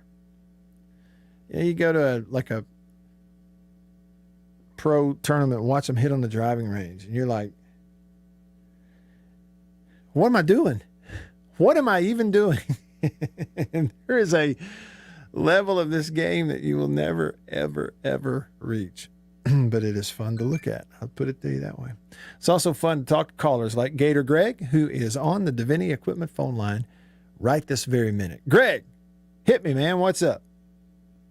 Look, Mr. White, I want to just brag on the homecoming queen on her pick there. Phil is hanging in there pretty tough today. Mm-hmm.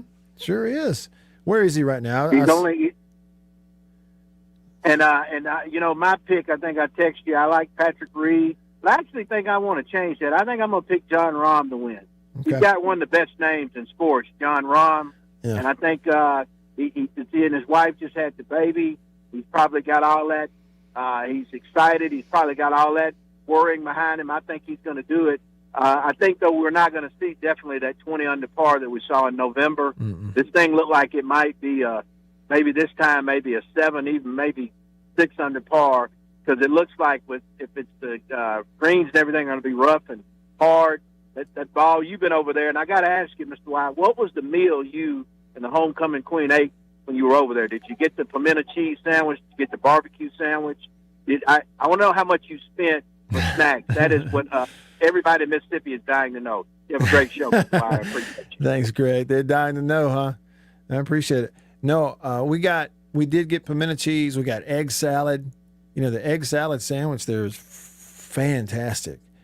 And we got, pimento cheese sandwiches. There was something else, though.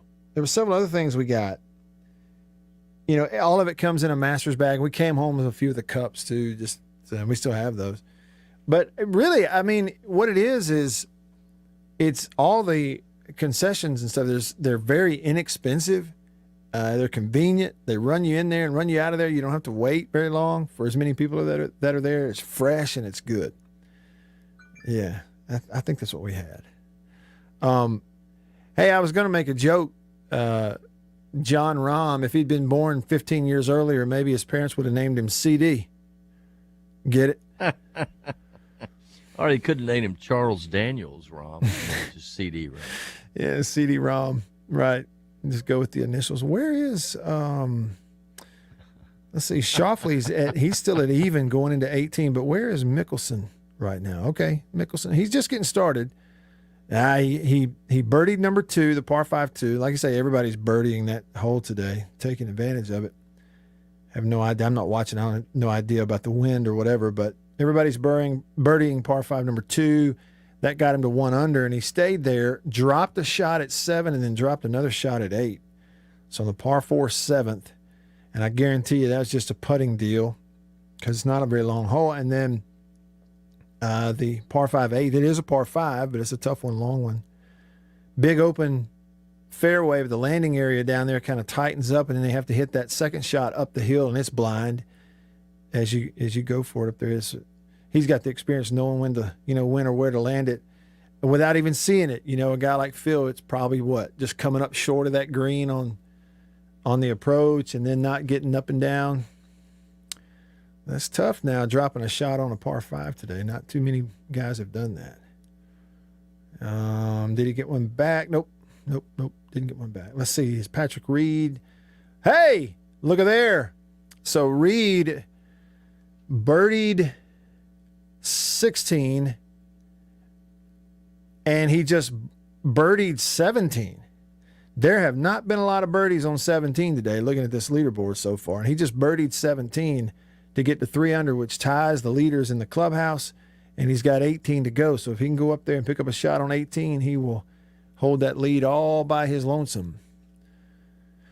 Harmon in the clubhouse at 3 under. Matsuyama in the clubhouse at 3 under. And then Reed at 3 under with 1 hole left to play here.